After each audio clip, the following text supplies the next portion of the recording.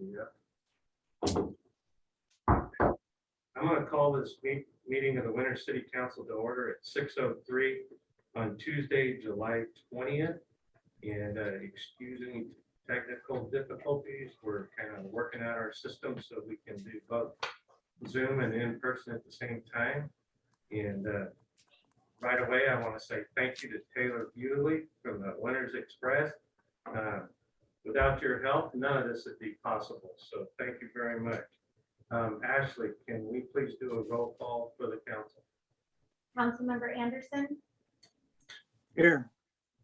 Councilmember Lauren, Here. Councilmember New, Here. Mayor Pro Tem Biasi, Here. and Mayor Cowan. Here. Okay, with that, the first part of our meeting, the reason we started early tonight is we're getting a presentation tonight from Yolo County to the Greater Winners community regarding potential American Recovery Plan funded projects. And I believe we have Daniel Kim in the county who will give us the rundown on what their preliminary plans are for the ARP funds. Daniel, are you with us? Yes, I am. Thank you, Mayor Cowan. Thank you, council members, for the opportunity to share with you the process by which Yolo County will decide how to use its ARP funds. I know that we have a limited amount of time, so I'm going to try to share my screen with all of you. Can you see the screen? Yes. Yes? Okay, great. Yes. As I mentioned, I'm the interim CAO for Yolo County. Got a few slides. This should take about 15 minutes and be happy to answer any questions you might have. Let's see. Okay, so today what I'd like to do is just go over our goals associated with the community workshops that we've been holding. The Yolo County has been a bit unique with respect to having community workshops to solicit input from the public regarding the use of ARP funds. Want to also just provide an overview as far as how much monies we have, what the uses are, and then give you an idea of the different types of proposals we've received.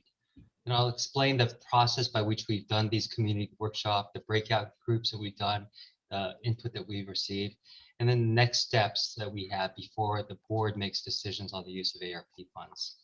And I'd be happy to answer any questions you have. Okay.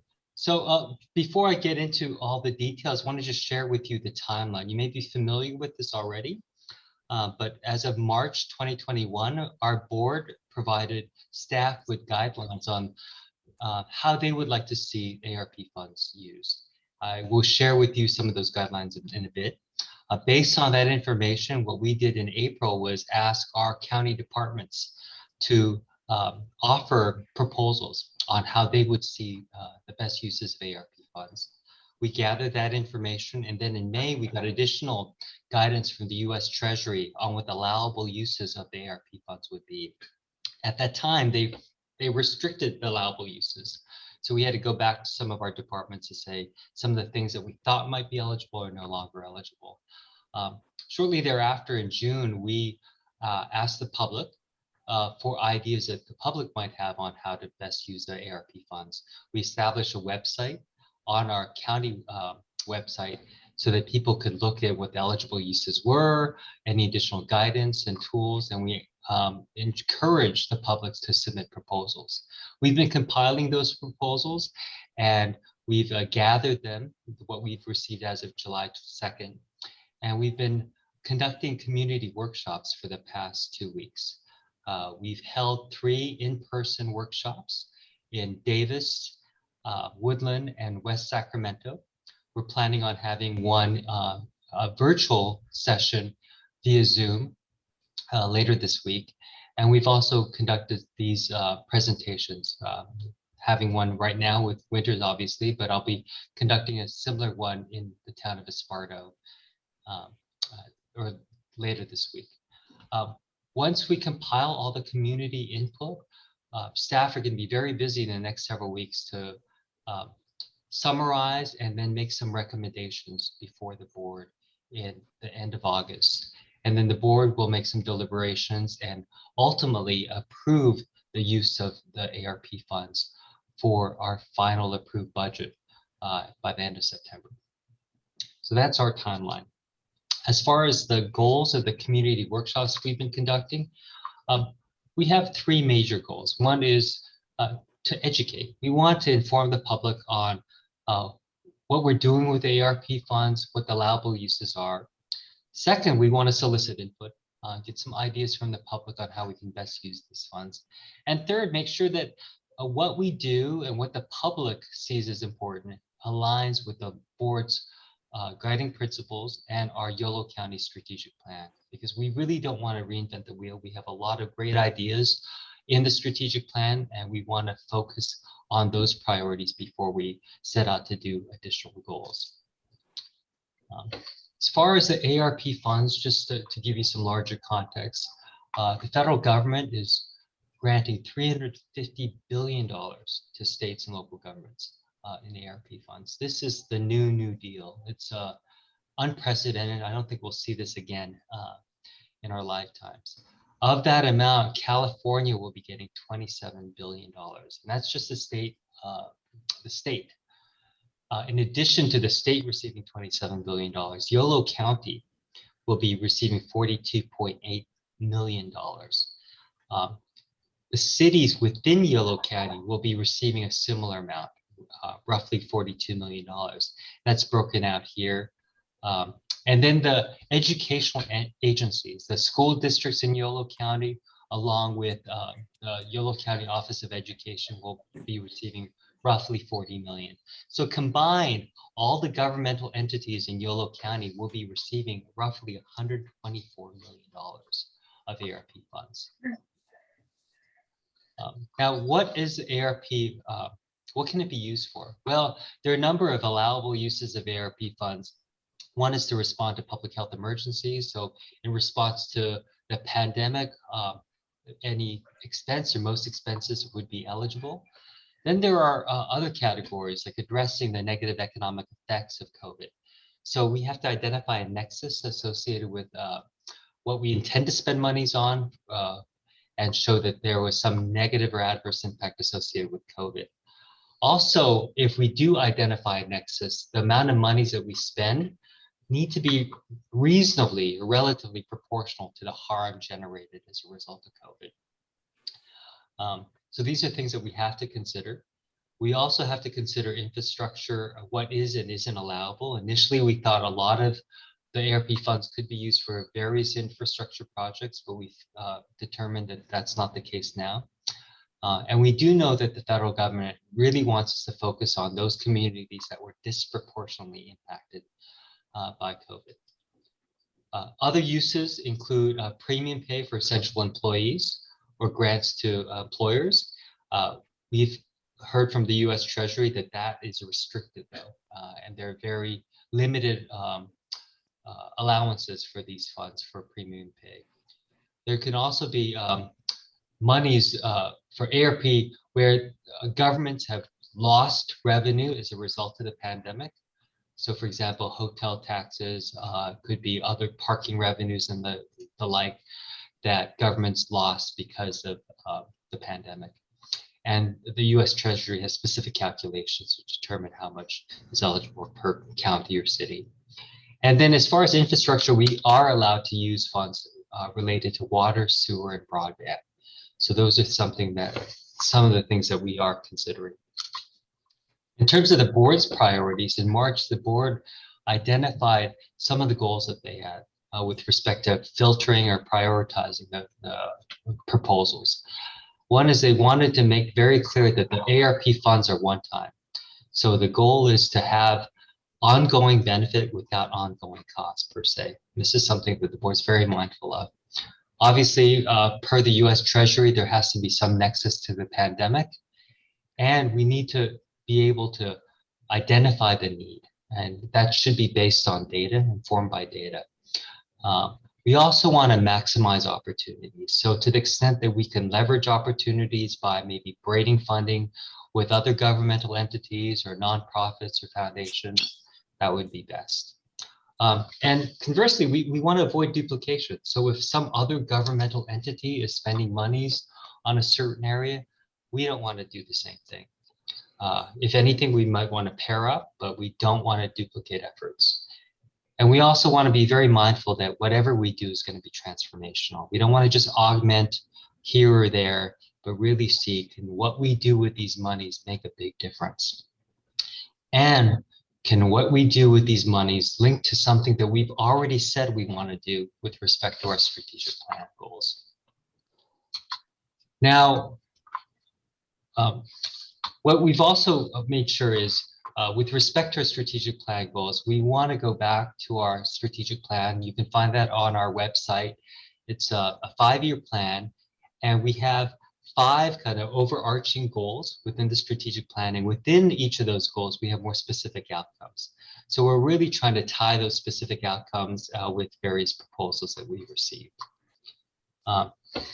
So what we've done is we've identified amongst 164 proposals we've received to date. We've tried to chunk them out and categorize them or group them within the various 5 strategic plan goals. You can see those as the colored headers. So thriving residents, safe communities, sustainable environment, flourishing agriculture, and robust economy. Those are our 5 strategic plan goals. I have another category of other things that don't fit there per se.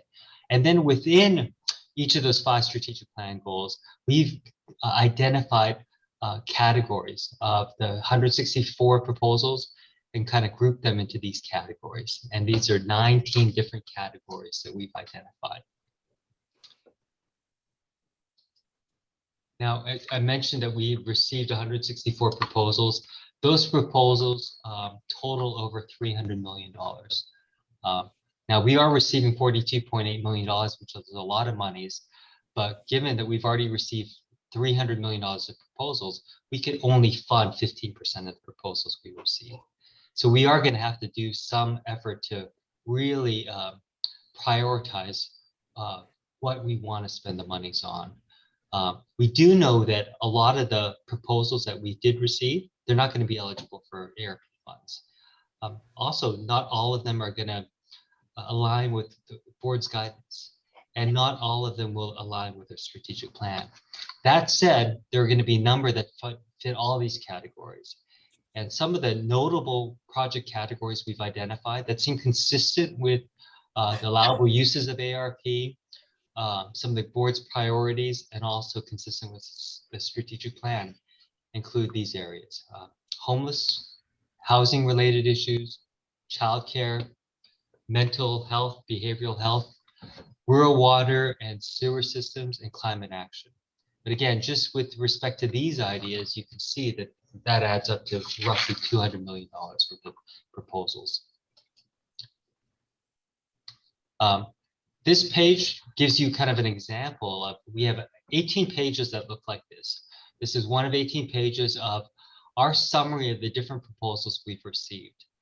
So each of these rows is backed up by many, many pages provided by the public that explain the proposals and their justifications for the use of ARP funds. So you'll see on the leftmost column, it identifies the category of the type of the chunks that we're identifying. So in this case, health equity, homelessness proposals, children's services, and the like. Next is a description of the item, the proposal title, I'm sorry, along with the description of the item. Then we talk about the amount that's been requested by that entity, and that could be for 1 year or for multiple years. And then our staff have done a preliminary review to determine whether that proposal would likely meet ARP guidance, may meet ARP guidance, or will likely not meet ARP guidelines. And then we try to explain why we do think or don't think it may be eligible for ARP funds. And the last column on the right identifies potential other funding sources that may be available. So this is something we do want to research further, because as you know, there's a lot of additional state funding and potentially more federal funding available. So we want to make sure that we tap those fund sources before we necessarily tap the ARP funds.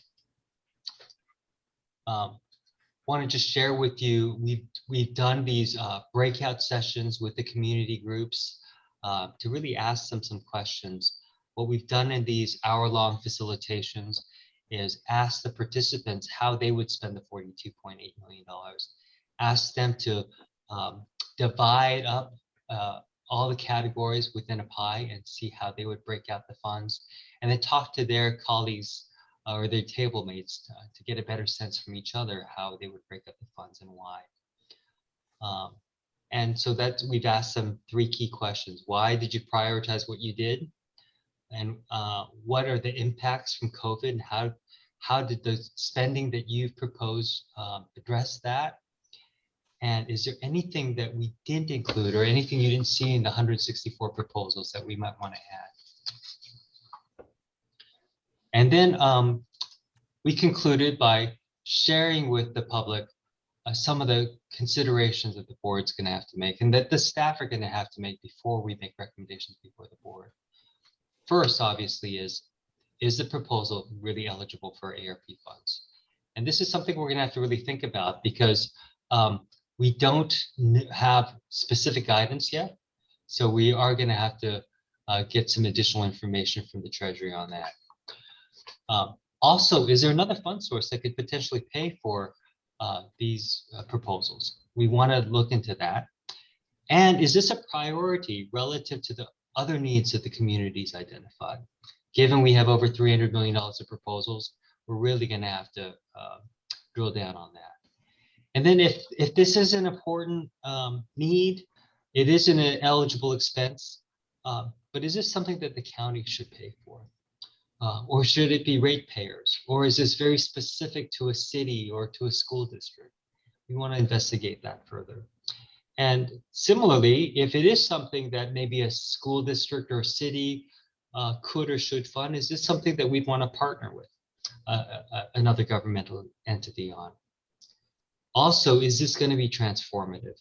Is this going to make a difference on an ongoing basis?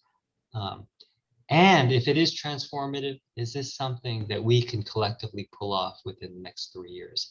We don't want to be in a position of spending a lot of time and effort ramping up a program only to see that after 3 or 4 years that there isn't going to be any funding to continue it. And then finally, is this going to offer ongoing benefit without generating ongoing costs? So I'm sorry, can you still see the screen? Yes, we can. Okay, great. So the last slide, just want to share with you, if people have additional questions, we've referred them to arp@yolocounty.org. People can ask those questions and we'll have staff try to provide responses. And we encourage people to review our ARP webpage. Here's a link to that. And if they would like to submit additional proposals, we encourage folks to first review the eligibility of ARP funds or their proposal for ARP funds, and also to see whether their proposal is consistent with the board guidance. We do have a Board of Supervisors meeting where on Tuesday, we will provide the board with an update on what we've received in terms of community feedback. And then we will make some preliminary recommendations before the board on August 31st. That concludes my presentation. Be happy to answer any questions you have. Okay, thank you very much, Daniel. Is there any questions or comments from council?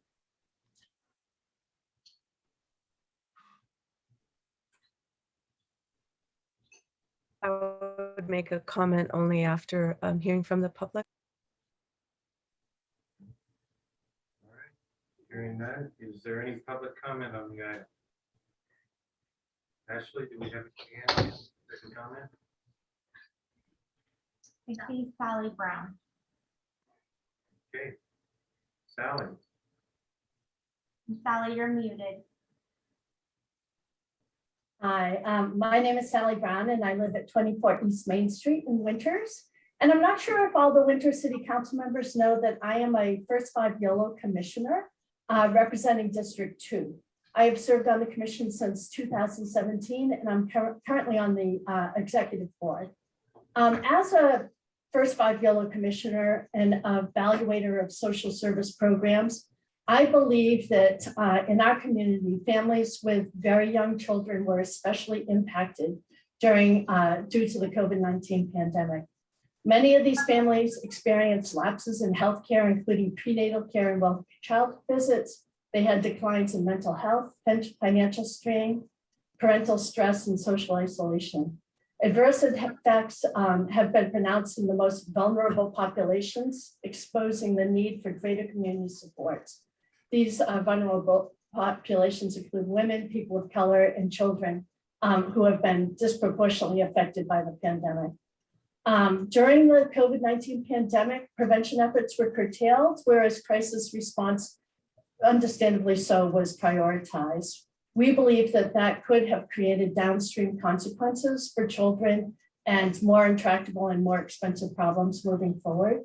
So First 5 YOLO has proposed a broad-based prevention strategy called Welcome Baby that intervenes at the earliest point in life, creating lasting impacts for young children and families and the Yolo County community. It's a proactive, universal approach designed to mitigate exposure to toxic stress related to COVID-19 pandemic and build resiliency as the birth of the children to support families, particularly those who are struggling the most through the next 3 years of the COVID-19 recovery. Additionally, the COVID-19 pandemic, the childcare workers were thrust into the front lines as essential workers, caring for the children of healthcare workers and others. The childcare sector itself, already fragile due to part of the inadequate support and historical inequities, is now at a crisis point with pandemic-related spiraling costs, health and safety challenges, chaos in family schedules, fear of the virus and closures, and the loss of over 1,000 slots here in Yolo County.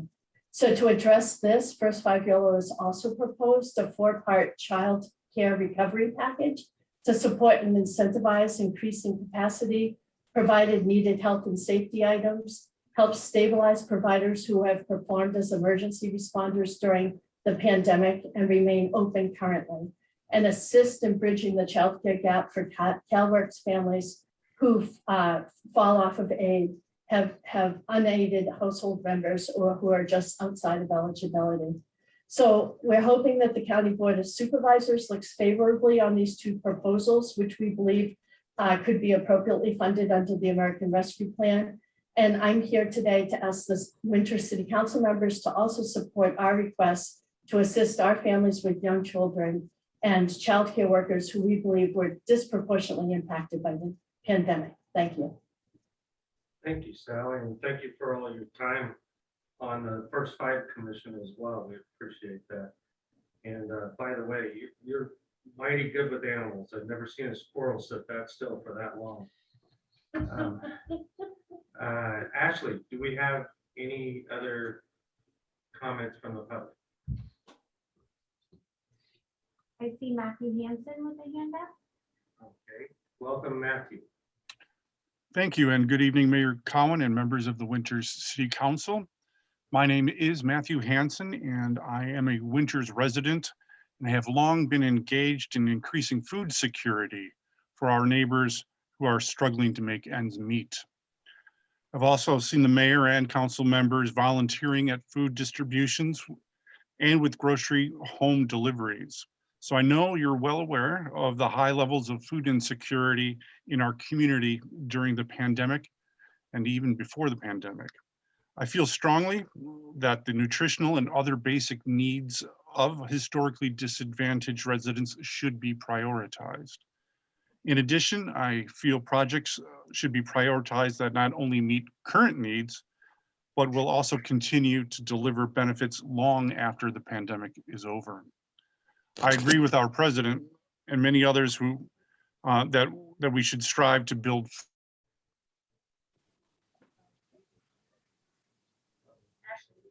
Hold on, Matthew, we lost your I audio. can't. Matthew, you're muted. He'll have to unmute himself. I'm very sorry about that. I muted myself. I don't know where I muted myself, but I feel that projects should be prioritized that not only meet current basic needs, but will also continue to deliver benefits long after the pandemic is over. I agree with our president and many others that we should strive to build forward. Specifically, we should be building forward to correct for past social and environmental injustice. We must prioritize systemic justice. We cannot leave our most marginalized neighbors even further and further behind. Thank you very much for your time. Thank you, Matthew. Ashley, is there any other public comment? I am not seeing any out there. Don Saylor is with me, but Supervisor Saylor, welcome. Hello, Mayor Cowan and council. I just wanted to chime in with Dan Kim's invitation for people to send in ideas. Doesn't have to be a whole project. If you've got a topic or a problem that you think is relevant to this effort, we are looking at that. With this large number of proposals that we're going to be kind of sorting through, I think that Dan did a nice job of describing some of the other dispositions that might happen. Well, one thing that, in addition to what he's already mentioned, is that we might be looking for other funding sources for some of these items that are just really good ideas, but don't fit this particular mold. So this has been a productive exercise. It's very unusual in that we are actually looking at how we can invest these funds that have come to our way under dire circumstance in a way that transforms our future together. So I hope that you all bring forward your ideas, and colleagues on the Winters Council. There's nothing that prohibits a city from making a suggestion. It might even be nice to see some of the cities and school districts partnering with each other and with the county to advance these purposes. Thank you all, and I really appreciate Dan's vision for leading us to bring these ideas out to people and share as a part of the decision process instead of vaguely after it's done. So thanks, Wade. Thank you, Don. All right, is there any quick comments from council before we move on to our regular scheduled meeting? Jesse, you said you had a comment, Councilmember Warren? Yeah, I just had a quick comment to thank Mr. Dan Kim on this presentation and on the work being done. I just wanted to reiterate the strength of maximizing funding to having a nexus to the pandemic, to doing something transformational, and to making sure that the action is proportional to the harm done to the significant communities that have been harmed. And I just am very aligned with what Sally Brown said. I believe that identifying families and children are the main communities who've been harmed the most from the pandemic. And I would just like to ask that there be maybe a second series of questions after there's maybe like a finalist list, to then ask some equity questions just to make sure that the decisions are made in the most in a thoughtful way. And the presentation definitely demonstrates that this is a deeply thoughtful way that the county is proceeding. So I just want to thank you. Thank you. Thank you. Is there any other council comments? Mayor, Go ahead, Mayor Pro Tem. Yeah. thank you. Thank you to Mr. Kim for your presentation, and Supervisor Saylor as well. I know it was hard to fit all that in the short time you had, but I just wanted to say, I know this is going to be tough going through. It's a lot of proposals, but I want to make sure that you do keep in mind, and I think to me, a priority for the county would be to focus some effort on the economic development portion. I know a lot of businesses were very adversely affected by the pandemic, that, a lot of people lose jobs or were laid off. And I think that would be crucial to use some of this money to help those businesses in the county out and to help them get reestablished. And that's a key area, as well as I think the rural fire districts that are struggling as well. Going through the pandemic, there was a lot more work put on them. So supporting them, which is one of the proposals I believe would be very important. That's all I wanted to add right now. Thank you. Thank you. Any other council comments? Seeing none, thank you again, Mr. Kim and Supervisor Saylor, for bringing this to us. And you guys got some tough decisions to make for sure, to whittle this down to to the funds we have. And I fully agree with the idea of trying to find other funds and combine things and work together with some of these monies to try to do more by collaborating on some of these projects. So look forward to more conversation with you both on this topic in the near future. So thank you again. Thank you. All right, with that, we're going to move on at 6:33 here to our regularly scheduled city council meeting. And we've already done a roll call, but we're going to go ahead and back up to our normal process. And we're going to do a pledge of allegiance, and maybe the city manager can help me out with that. And let's try it out. Pledge allegiance to the flag Of the United States of America. And to the republic for which it stands, one nation under God, Under God, indivisible, indivisible, with liberty and justice for all. All right, thank you very much. All right, now we're going to move on to approval of the agenda. I do believe the city manager had one change with the agenda. Yes, thank you, Mr. Mayor. We would like to pull the item, I believe it is 6E, the cancellation of the August 17th council meeting. We'd like to defer this to the August 3rd meeting. We do need to check a financing deadline that relates to the Neighbor Works project, and so we want to make sure that we have a good time. So we'd like to pull this item for the time being. Okay, so we have that one change unless somebody has something else to take item E of the consent calendar off. With that said, do we have a motion to approve the agenda? Mayor, I would move that we approve the agenda. Go ahead. Okay, and I also saw Councilmember News hand up, so we'll give him the second. We have a motion by Mayor Pro Tem Biazzi and a second by Councilmember New. And Ashley, can we do a roll call vote, please? Councilmember Anderson, Aye. Councilmember Lauren, Aye. Councilmember New, Aye. Mayor Pro Tem Biasi, Aye. and Mayor Cowan. Aye, motion carries unanimously with the one change to the agenda. Okay, council staff comments. Councilmember Lauren. Hey, it was a busy time period.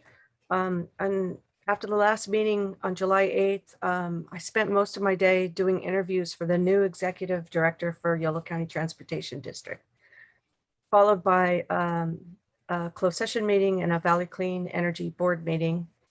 On July 9th, I attended a all-day leadership training.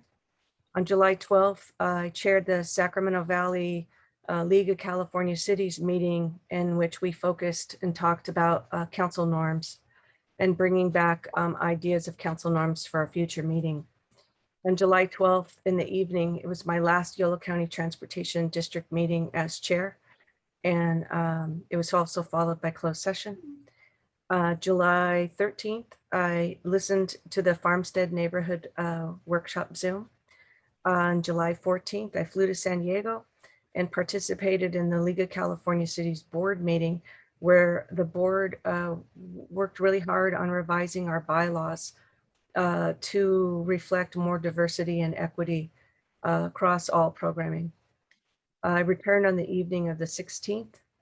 On the morning of the 17th, I attended the Democracy Winners meeting to hear the county presentation on ARP funding presented by Dr. Dan Kim and introduced by Supervisor Saylor. So this was my second bite at the information. On July 19th, in the evening, I attended a Festival de la Comunidad planning session. That brings me to now. Oh, and sometime in there, I met with, I think it was yesterday, City Manager Kathleen Treppa to review tonight's agenda. Thank you. All right, thank you. Councilmember Anderson. Yes, thank you, Mayor. On Thursday, July 8th, observed a Zoom meeting for the Lower Pewter Creek Coordinating Committee. On Tuesday, July 3rd, 13th, I'm sorry, on July 13th, I attended a Zoom meeting for the Farmstead Neighborhood Workshop. On Wednesday, July 14th,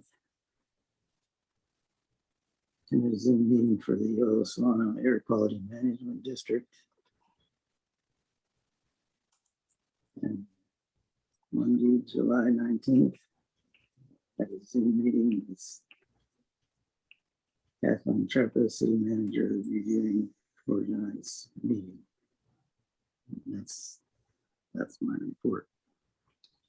Okay, thank you. Councilmember New. I'm happy to report that my 2 weeks was much easier than most of the people on the commission planning on the city council. On the 13th, I Zoomed the Farmstead meeting, and I was scheduled to attend a Habitat meeting on the 19th, but they canceled it. And so after that, I Zoomed a meeting this morning with our city manager to discuss tonight's agenda, and that's all I have to report. Thank you. Thank you. Mayor Pro Tem Biazzi. Thank you, Mayor. On July the 8th, I attended the city staff meeting. July the 12th was the chamber mixer at down at Keller Williams Realty Agency downtown. On July 13th, I listened in on the Farmstead subdivision project workshop. On July 16th, I attended the chamber board meeting. Also on July 16th, I was able to sit in on part of the California Mayor's Zoom meeting where they presented information on district elections, something that's coming to a lot of cities in California and may or may not come to Winters in the future. But I was able to hear part of that. I had a trouble with the Zoom connection, imagine that. On July 19th, I met with the city manager for the agenda review. And the evening of July 19th, last night, I attended the Winters Pewter Creek Park Committee meeting. And that's all I have to report. Thank you. Okay, thank you. As for myself, I had a little vacation with family, so I was gone for a good part of the last couple of weeks. And I did chat with the city manager a couple times and met with her yesterday about meeting tonight. So thank you, everybody. Sounds like Phil and Jesse win this week, hands down. Thank you for all your efforts. Appreciate it. We're going to move on now to public comment. This is an opportunity for anybody out there in the public to comment on items which are not on our agenda tonight. You can raise your hand. I use the icon and Ashley will call on you. Ashley, do we have any public comment? I do not see anyone with their hand up, and I did not receive any written comment regarding items that are not on the agenda. Okay, thank you. All right, we'll move on to consent calendar. City manager? Yes, thank you. Can you hear me? We have several items on the consent calendar. Our first item are the minutes from the regular council meeting held on July 6th, 2021. Item 6B is resolution 2021-41, approving an animal control services agreement for fiscal year 2021-2022 in the amount of $68,902. And this is with Yolo County, who provides our animal control services. Item 6C is resolution 2021-42, which is approving plans and specifications and awarding a construction contract to Vintage Paving in the amount of $428,444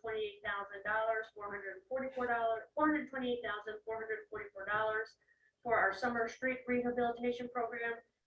Further, we're also asking that the city manager has contract negotiation authority up to 10%, an additional 10%, $42,850, which would allow me to approve any contract change orders above and beyond the bid amount from Vintage Paving.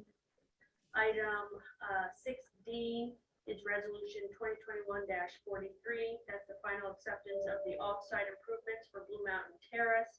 And then the final item on the consent calendar is an annual budget for the Business Improvement District in the total amount of $36,700 of expenditures. And this was a collaborative effort between the Downtown Business Association, the Chamber of Commerce, and the city to coordinate in terms of developing an annual spending plan for our bid funds. And so that concludes all the items on the consent calendar. Okay, thank you. Is there any council questions or comments on the consent calendar? Seeing none, is there any public comment on the consent calendar? Ashley, do you have any hands up? I am not seeing any hands up and I did not receive any written comments. Okay, with that, we will entertain a motion. I move to approve the consent calendar without item 6E as stated previously. I'll second it. It's new. Okay, we have a motion by Councilmember Lauren and a second by Councilmember Dune. Ashley, can we have a roll call vote, please? Councilmember Anderson, Aye. Councilmember Lauren, Aye. Councilmember New, Aye. Mayor Pro Tem Biasi, Aye. and Mayor Kelly. Aye, motion carries unanimously. Okay, next, we're moving on to a presentation. We're having a proclamation tonight honoring Robert Duvall and Kepi. And I think this is a really big deal. What you guys have done is just amazing. Chief Miller, did you have any comments before I get into reading the proclamation? Sure, I'll reserve my comments on afterwards. I think it's appropriate if you All give right, the proclamation first. all right. Can I get you to come on up, Robert? Yep.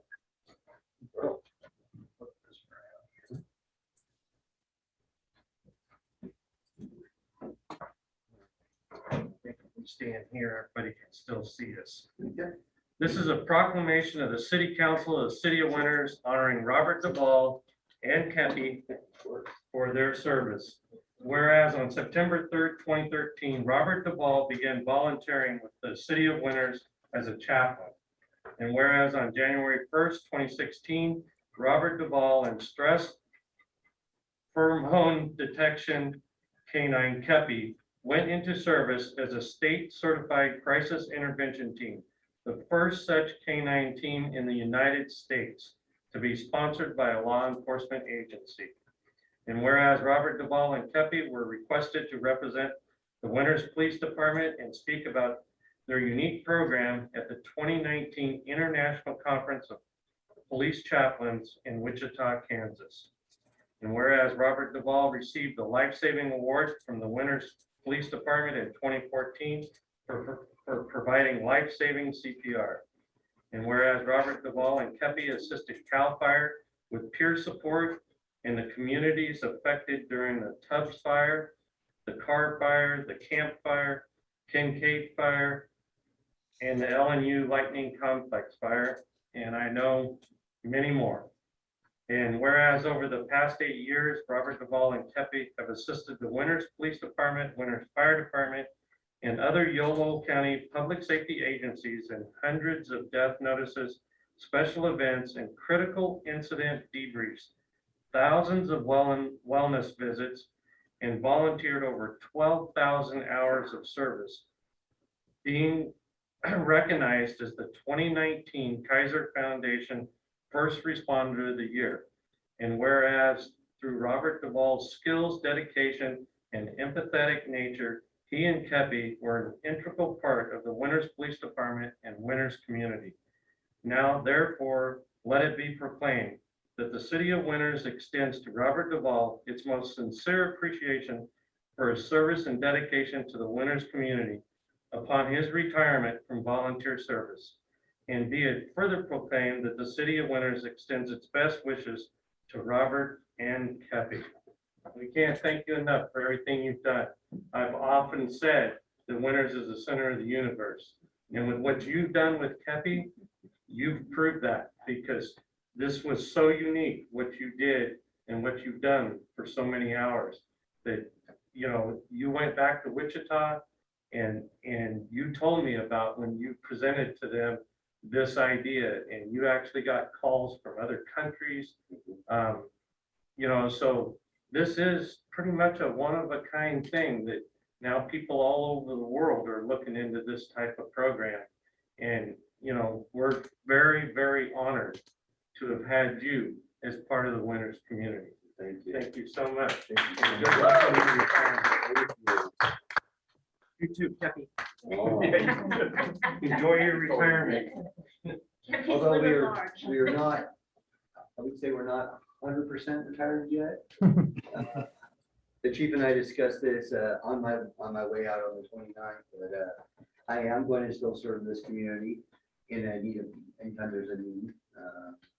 If they need us for anything from their notification to a critical incident, Kevin and I are always going to be available to the city. This is where we got our start from, and this is where I really feel drawn to. And she still has a lot of service left in her, so she doesn't understand what retirement is. Well, I don't think there's a kid in town that doesn't know who Kathy is. Yeah, we were That's for just in Yountville yesterday, and people actually flagged me down and asked where Kathy was. sure. And I was like, what? So, yeah, we'll still be serving the city on an as need basis. We just won't be in the car rolling around all the time. But yeah, we are more than willing to come back and help out anytime we can. Thank you so much. Thank Thank you. you. Thank you. Congratulations. Thank you. Nice seeing you. You too. Come on, Kathy. Thank you again. It's always a pleasure. Okay, Chief, would you like to add anything? Well, actually, sir, you have said many things I was going to say. The program started in 2015, before my tenure started here. When I became the Yeah. camera reviewer. Where's that about? Right by here. Right out there. You're there. And when I came in 2016, I mean, I recognized what a very unique program this was. And I was very proud that our department, our small agency, was able to sponsor this in such a big way. And moving the program forward and like was already mentioned, expanding the program to other agencies. There's others that have tried to imitate it, but haven't come, nearly close to what we have here in Robert and Kepi. I want to get Kepi. I'm gonna miss Kepi, especially, coming in my office to dig in my garbage. Good food there. Yeah, call her, Garbage hound. garbage hound or Woolund. That's, she made a beeline to garbage, but all we had to do was listen for the rustling and stuff like that. Yeah. And then, what Robert himself has committed to this community has been fantastic. I mean, his caring, his compassion, his willingness to come out in the middle of the night, that sometimes to help direct traffic, was so far and above beyond the call of, a normal chaplaincy program. We'll be discussing in regards to Robert's, I did offer Robert, I said, after you take a break, maybe come back and we can start talking about, maybe doing a chaplaincy. I didn't expect it to be a week or two. Looking back about 2 weeks after. Yeah. So, but we'd be happy to have him also, potentially as spearheading the tags program, which we're hoping to bring on board. That's something we'll discuss with him. But I can't thank him enough, I said, for everything on behalf of all the personnel of the Winters Police Department. And I know that Chief Lopez is on the line right now, but I'm sure that goes as well for our department, unless Chief Lopez wants to chime in remotely. Yeah, Chief Lopez, you got a comment? Hi there. Good evening, Mayor, Council. Can you hear me? Yes, we can. Yes. Hey, great. Thank you. Just to echo the same that Chief Miller has. Robert and Kepi have been instrumental in our departments, both police and fire. Very instrumental for our staff who respond to critical incidents throughout our community, throughout the state of California. And this program has really been the benchmark for other agencies that have chosen to emulate a similar program. And I think that's a testament to Robert's dedication and compassion and what he's brought to our organization. So just a big thank you, Robert, for what you do and have done for us. Thank you, Chief. Is there any council members that would like to comment? Yes, Mayor, I would. ahead. Yeah, I would just also echo the comments that were made earlier tonight and thank Chaplain Duvall and Kepi for your over 12,000 hours of service. That's amazing. What a commitment to our community. And I know you've helped so many people in their time of really, when they're having a really hard time, you've been there for them to help them through that. And we really appreciate it. Thank you for all you've done. And we hope to see you around still in the future. Anybody else? Is anybody from the public that would like to say anything? Ashley, any hands raised? I am not seeing any hands up, and I did not receive any written comments. All right. Thank you again, Robert. Thank you, folks. All right. You'll be seeing us around. Okay. Okay. Looks- Bye, Kathy. Thank you. Thank you, guys. Bye-bye. All right. We're going to move on now to our discussion items. And the first one up is resolution 2021-44, adopting the 2021 draft climate action plan. Kathleen, are you starting this off? Sure, yes, thank you very much, Mr. Mayor. I'd like to introduce this item. We do have people here that have worked very hard on this item, and so I think what I'd like to do is we have a PowerPoint that's been prepared. The president of the Climate Action Plan Development Board is with us this evening, and she can, I think, present this item. So Jennifer Urquhart is with us, and if she'd like to unmute herself, and Ashley, we could make sure she can share her screen. Jennifer, are you prepared to present?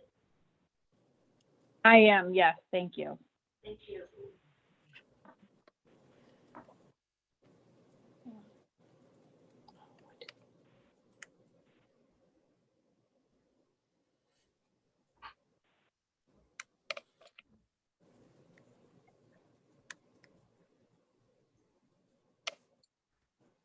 All right, hopefully everybody can see that.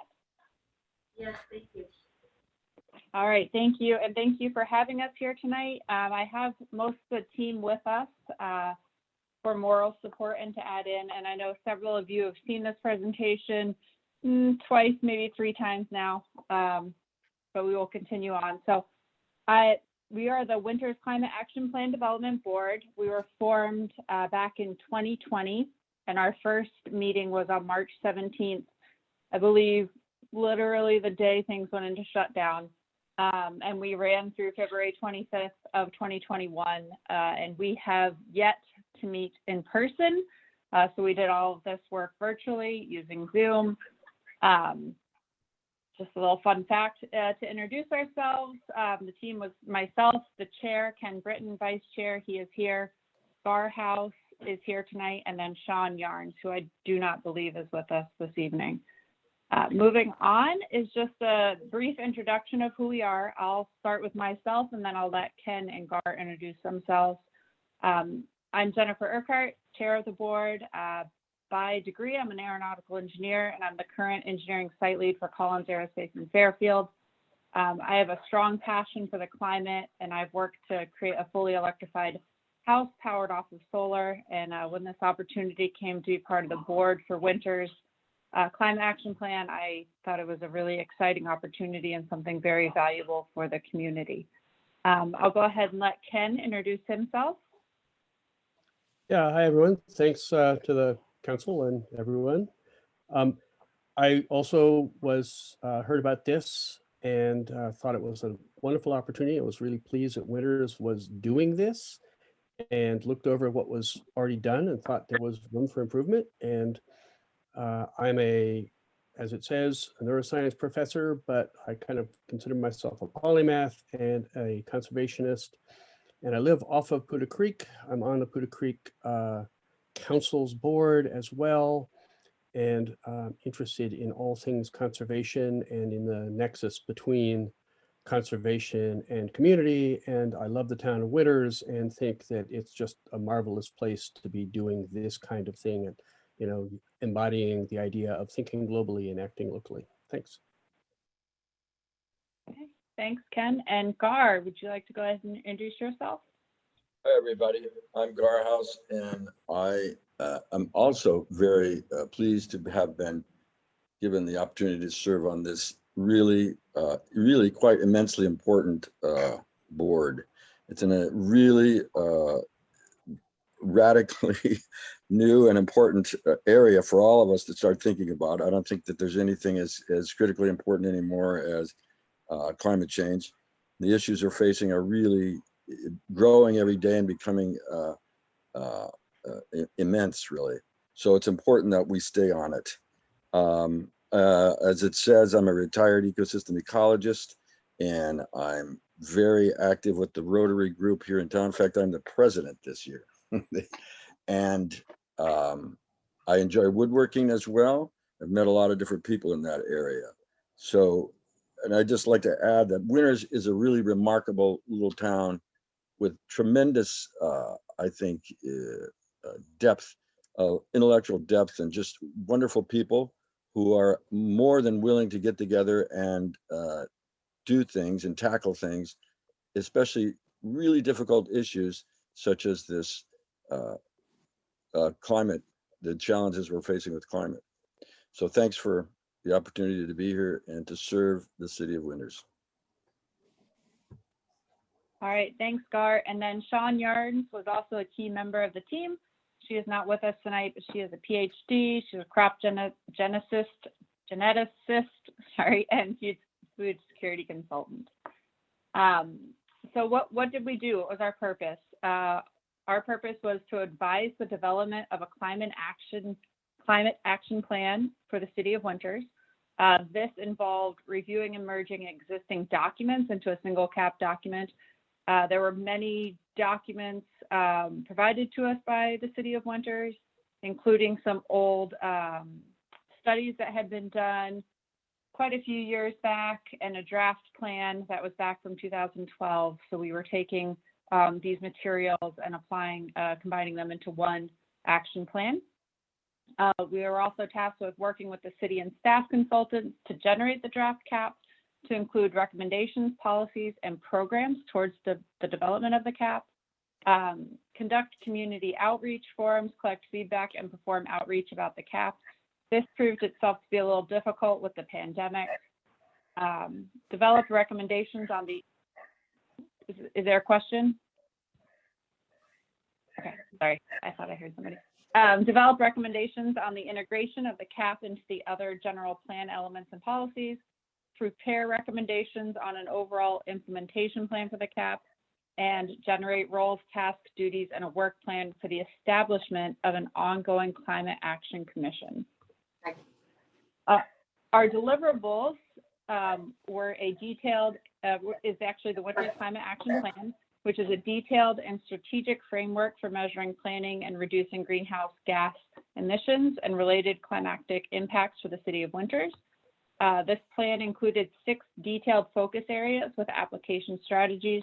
Those 6 areas are adaptation and resilience, water and waste, urban forest and open space, mobility, building and infrastructure, and municipal operations.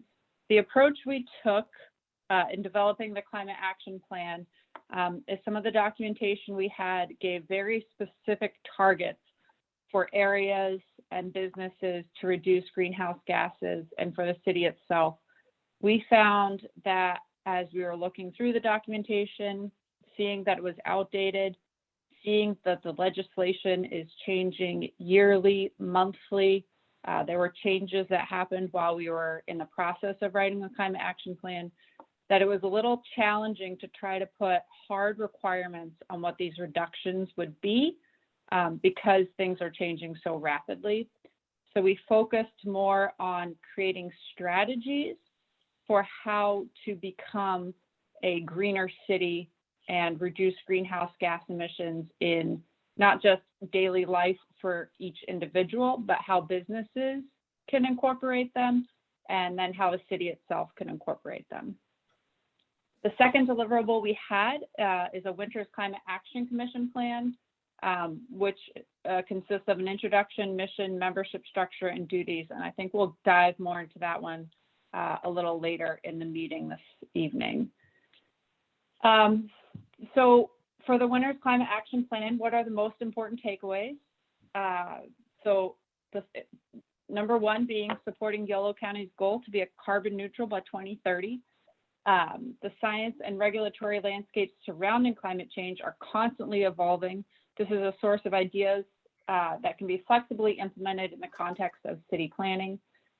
The identified strategies have multiple benefits, such as making the city a better place to live, saving money, and reducing risks to people and businesses.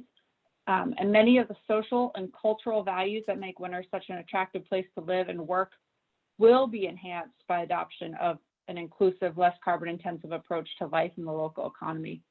And solving climate change will require action from everyone. I don't know if everyone's had a chance to read our plan. I think it rolled up to be about 50+ pages. So it's a good read. But these are the most important things that came out of it, as I touched on already. It was difficult to set hard requirements, so we took the approach of developing strategies that can be implemented for it. And that's the summary of it. And we just want to give special thanks to the members listed. We had a lot of great support from the city, from liaisons, and we had a couple of other former board members that were couldn't stick it out with us, but provided great insight and were huge contributors to the document. Are there any questions? Okay, thank you very much for the presentation. Is there any questions from council regarding the climate action plan?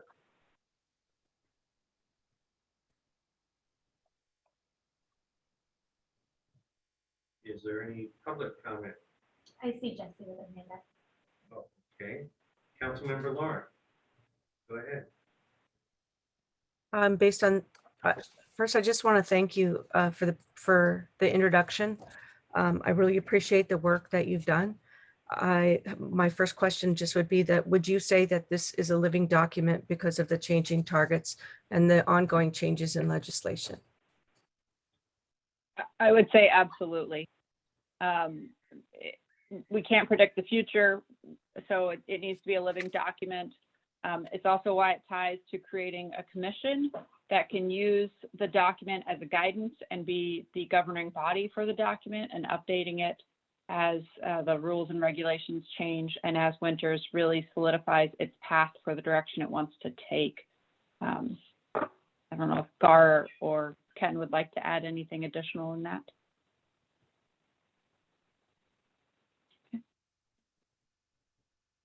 Hey, Ashley, do we have any other hands up or written comment?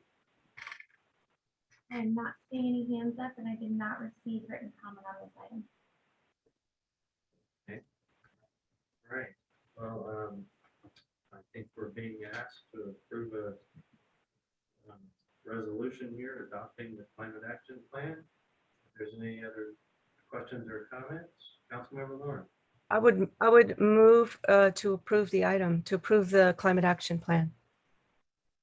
Okay. Is there a second? I'll second that. Okay, we have a motion by Councilmember Lauren and a second by Councilmember New. Mayor, can I make a quick couple comments before we vote? Absolutely. I just, yeah, thank you. Just want to say, thank you to the board for putting this together. I know this is there's a lot that went into this document. Thank you for all of their time that they put, and a lot of really educated and skilled people that got together during, like they said, during the pandemic to do this. But I also want to recognize that, where it's spelled out in the staff report, if hopefully everybody's taken a chance to read that, but that some of the steps that Winters has taken already prior to this to address the greenhouse gas emissions, and there's a number of them listed there.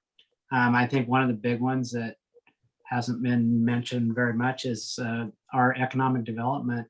The report that was put together by the Economic Development Advisory Committee back in 2019, and one of the big contributors to the greenhouse gases was identified as the vehicle miles traveled. So the more of the local businesses we can get established here in Winters, people won't have to drive out of town to get jobs. It will, reduce the greenhouse gas emissions. It will also just help to create, a more vibrant economy right here in town for everybody and creating jobs. So I think it's critical. But we also remember that this is a programmatic document. And as I think Jesse stated, it will be a living document that will need to be changed over time because everything is continually changing. But I just wanted to say again, thank you to the board for putting this plan together. It's a very thorough, very well-written document. So thank you.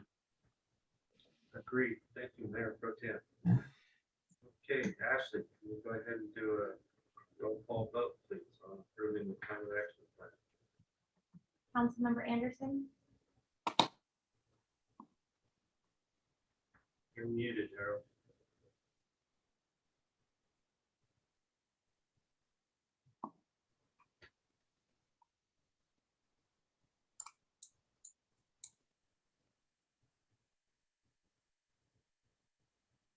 Help him with the mute, Ashley. There you are. Can you hear me? Yes. That was an Councilmember Anderson, aye. Aye. Councilmember Lauren, Aye. Councilmember New, Aye. Mayor Pro Tem Biasi, Aye. and Mayor Cowan. All right. Motion carries unanimously. Thank you all, Jennifer and the whole group, for all your hard work on this. As the Mayor Pro Tem said, it was very well done, very well written. And we thank you for all your time and efforts in developing this plan. Thank you. Motion carries unanimously. Okay, we're going to move on to item B, which is to consider the formation of two new commissions, the Natural Resources Commission and the Climate Action Plan Implementation Commission. And City Manager, are you going to start this off? Yes, thank you very much. I would like to introduce this item. So the request before you is our two separate proposals to create two new commissions, one related to natural resources, which would be the reconstituted Huda Creek Committee, and then the other consistent with the charge of the Climate Action Plan Development Board back in 2019 when the board was initially formed.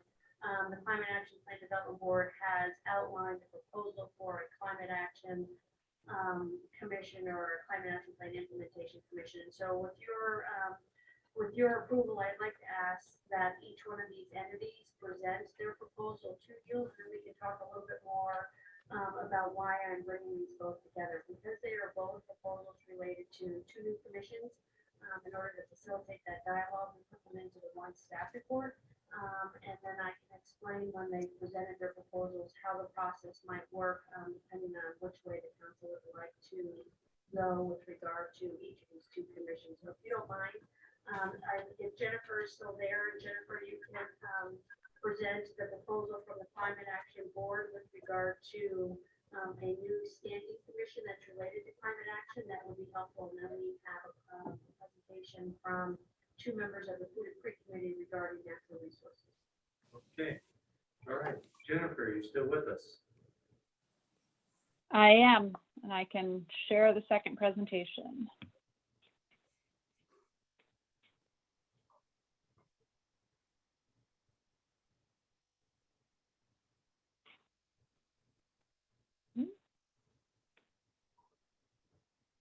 There we go. Okay, so the Winters Climate Action Commission Plan, this was our second deliverable for the board. So the Winters Climate Action Plan Development Board was charged with designing a standing commission to oversee the implementation of the Winters Climate Action Plan. And we proposed the following general structure and roles. For it to be 5 members drawn from a broad cross-section of the residents and stakeholders of the city, be advisory to the City Council, identify opportunities and funding to bring climate-friendly projects and businesses to Winters, and funding for upgrades to existing infrastructure. Serve as a resource for city staff, residents, and businesses to advise them on how to make ongoing or proposed activities as climate-friendly as possible, while keeping the unique cultural and social values that make Winters the place it is. Coordinate community outreach and education efforts to increase awareness of ongoing efforts and opportunities to make better choices for the future livability of the region and the planet, while also making Winters more livable and attractive. The mission would be the City of Winters Climate Action Commission, which can be shortened to WAC, is an advisory body to the Winters City Council dedicated to promote and guide the implementation of the Winters Climate Action Plan in order to combat climate change and reduce greenhouse gases to build a more livable and sustainable community. Okay. Okay. And that's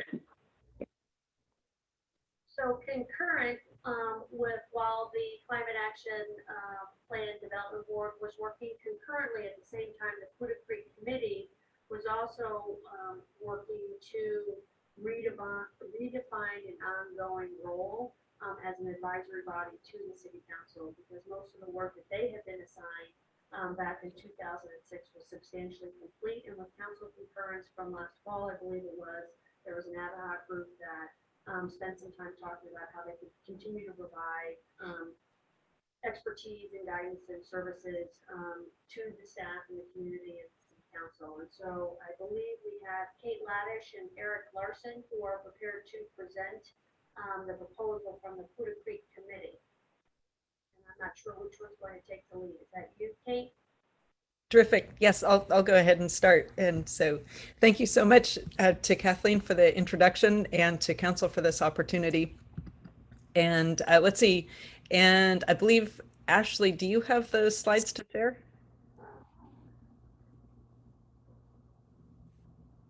Working on it. Yeah. Okay, great. Well, it's, you know, I can give the introduction while we're not looking at the slides. And so so I'll give a quick introduction of who it is that you're going to be hearing from on this. So my name's Kate Laddish, and I'll be joined by Eric Larson. And Eric and I are both members of the Winters Putah Creek Committee. Eric's a founding member of the committee, and I've served since 2018. And we're both members of the ad hoc committee that drafted the Natural Resources Commission proposal. Eric is an emeritus research scientist at UC Davis and has held appointments in civil engineering, geology, and environmental design departments. He has a PhD in civil engineering from UC Berkeley, specializing in river hydraulics, and an undergraduate degree in applied engineering from Harvard University. My undergraduate and graduate training from Whitman College, UC Davis, and UC Berkeley is in geology, science education, and environmental planning, with a focus on human activity impacts streams and vice versa, and in integration of science and policy. My experience includes being a geology professor at Woodland Community College and research positions at UC Davis and UC Berkeley. And great, and that looks like that's our proposal. We have a slide deck. I have a slide deck, Ashley. Do you have it ready? Okay, Yep. thank you.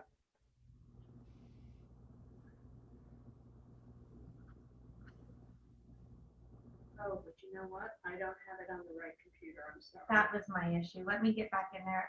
I apologize, Kate. I'm working two computers down here and did not save it onto this one. Well, I'm impressed that you can pull any of this off with a whole new situation for today. Here.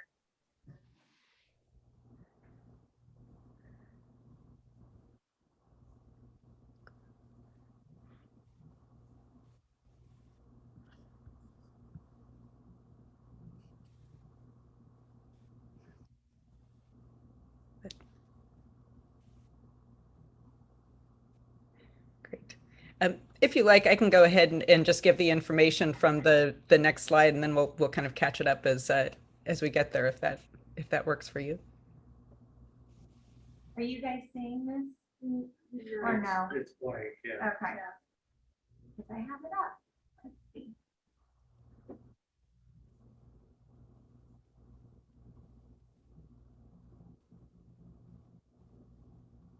You know, I mean, they say in show business not to follow kids or dogs. I'm doing this presentation after not just any dog, but Kepi, man.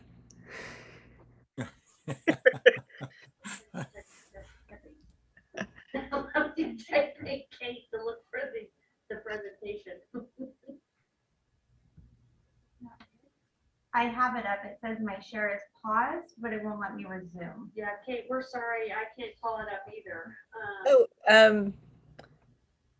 Let's see. I mean, I don't know. I could potentially share from my computer if that's. Yeah, just do that. Give it a try.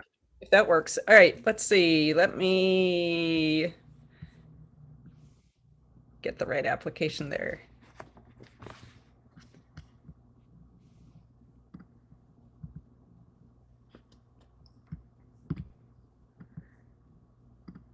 Okay, all right.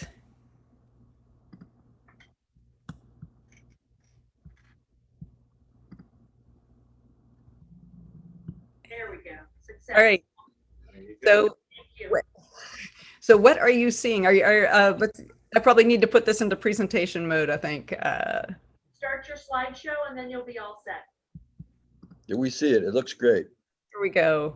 How's that? Perfect. There you You go. there? Whew. All right. Great. I know it's like, all right. Let's see. Okay. Terrific. We are saddled up now. All right. So just as background for Winters Pewter Creek Committee, all right. Can you still hear me if I put my paper notes up by the computer here? I'm not blocking the Can microphone. hear you. Okay, great. All right, here we go. So just a quick overview of the Winters Pewter Creek Committee. The City Council established Winters Pewter Creek Committee in October 2006 with Resolution 2006-46. And the Creek Committee's mission is to enhance the recreational and environmental value of Pewter Creek and adjacent lands. The committee has 7 voting members. 5 are appointed by council, 1 from Lower Pewter Creek Coordinating Committee, and 1 student member. And then they're ex officio or non-voting members from our liaisons from City Council, the Planning Commission, city staff, and partner organizations. The committee's projects and goals include restoration and public use of Pewter Creek between I-505 and the Railroad Bridge, and public lands along Dry Creek. And as mentioned, the Pewter Creek Master Plan and Vegetation Management Plan, stewardship opportunities such as the Popular Creek cleanups, and coordination with partner organizations including Pewter Creek Council, Lower Pewter Creek Coordinating Committee, Solano Irrigation District, Solano County Water Agency, and the Solano and Yolo County Resource Conservation Districts. I was about to say next slide, please, but that's me. All right. Here we go. So a timeline of how we got to tonight. So timeline of the Natural Resources Commission proposal. And so the Creek Committee was formed really specifically related to the Pewter Creek Restoration Project. And because that project was nearing completion in January 2020, the Creek Committee had discussion about our future. Should we disband, stay the same, or transition into something new? So in October of last year, City Council voted to appoint members to an ad hoc committee to discuss the future of that. And so that's Mayor Pro Tem Bill Biasi and Councilmember Pierre New. And in November of last year, the Winters Pewter Creek Committee appointed me and Eric to the ad hoc committee to discuss that.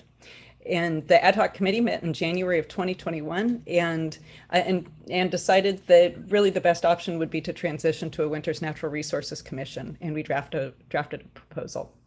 In March 2021, the Winters Pewter Creek Committee approved the Winters Natural Resources Commission proposal.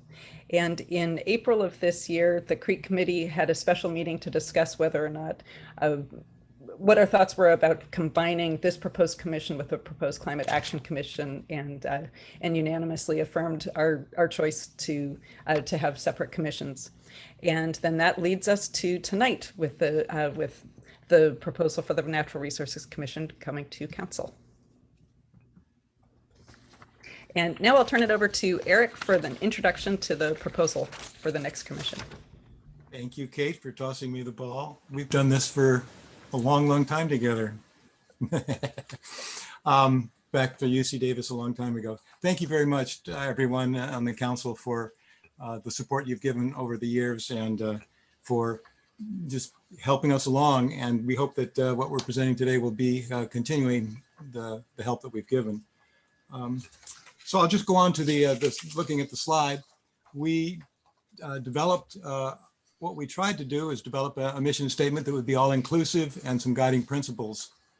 So I'll just read it with you. The Winters Natural Resources Commission would consider and promote the preservation, conservation, enhancement of natural resources that are important to the city. And the commission would also provide expertise to the city council and other advisory commissions and staff as needed. We established guiding principles to sort of augment our mission statement and to fill it out.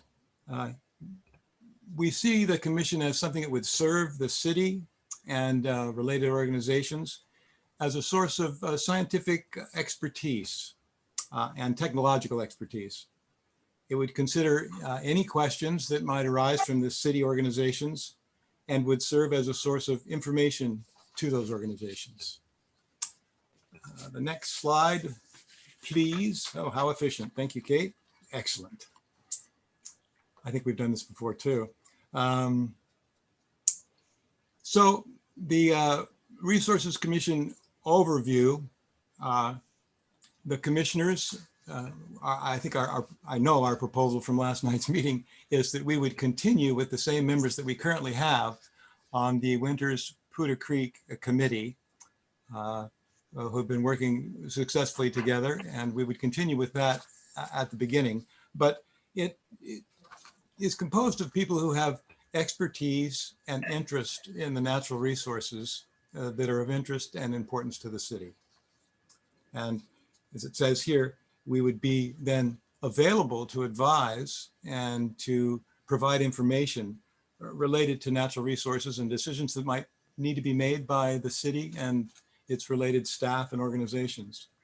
Now, this list of examples is really just a list of examples, because what in a bigger overview, what we're looking at is the biology that exists and the environment in which it exists. So those are the natural resources that we see of importance, and things here may be overlapping and may change as things go. This also is something that's starting to grow, and we're not sure exactly how it will grow, but these were our first choices as sort of give you an idea of some of the items that might be covered. I think that's all. I'm interested if people have any questions. If everything's clear, that would be awesome. But if it's not, I'd be glad to answer questions. I think since we have some more slides, and so it might be, it might work to kind of get all the questions at the end, since our presentation actually includes some questions for council. Great, Kate. That I have a few comments that. Okay. Thank you. All right, go ahead, Kate. Okay, great. So thanks, Derek, for the overview. And so then just looking a little more at the membership and structure of the proposed commission, that again, this would be a successor to the Winters Poudre Creek Committee. And again, we would hope that the current committee members could continue to serve, but in this new capacity.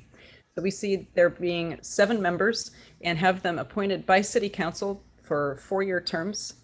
And similarly to the way that the current Creek Committee is, that the commissioners could be Winters residents or people who live in the nearby unincorporated areas, and that these would be people with the interest or expertise in natural resources.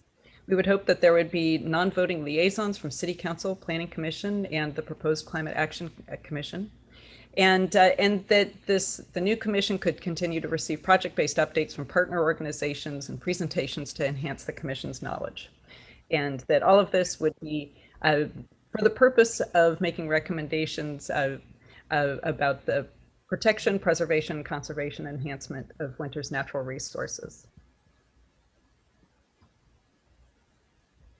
And speaking of those questions, for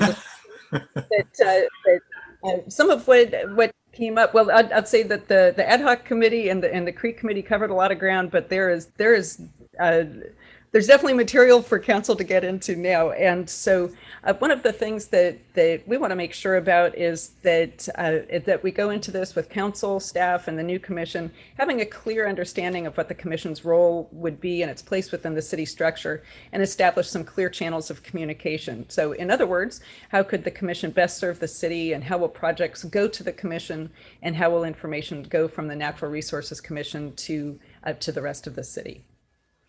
And council may want to discuss how members would be appointed. So currently, of our 7 members, 5 are appointed by individual council members. So kind of these direct appointments. The 6 members from Lower Poudre Creek Coordinating Committee, and then the 7th is a student liaison. And so what we've proposed is that we shift that, so we could stay with the same 7 members, but that members going forward would be appointed by council in the same manner that council appoints commissioners to other commissions. The Creek Committee has a voting student member. And while this has brought really a welcome and fresh view to the discussion, historically, though not currently, it's created sometimes a hurdle to getting a quorum. And so one way to still include this voice, but kind of bypass the quorum hurdle, would be to have an opportunity for a non-voting student liaison. And that could also work in terms of that lots of times the student liaisons have just been available for like one academic year at a time. And the CREEK committee has discussed about, say, meeting frequency going forward.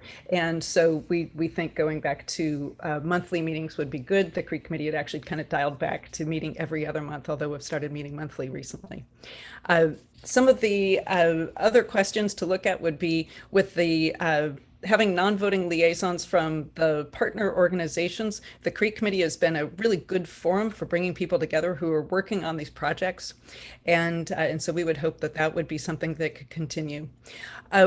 While our proposal includes information saying that other bodies within the city could have liaisons to the new commission, we didn't specify that it might be a good idea for the commission to consider appointing liaisons to any of the other city bodies. And so that would be something the council could discuss or the new commission could consider.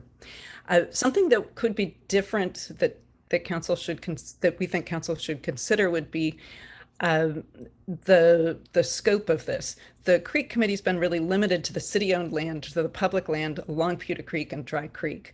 And since there are,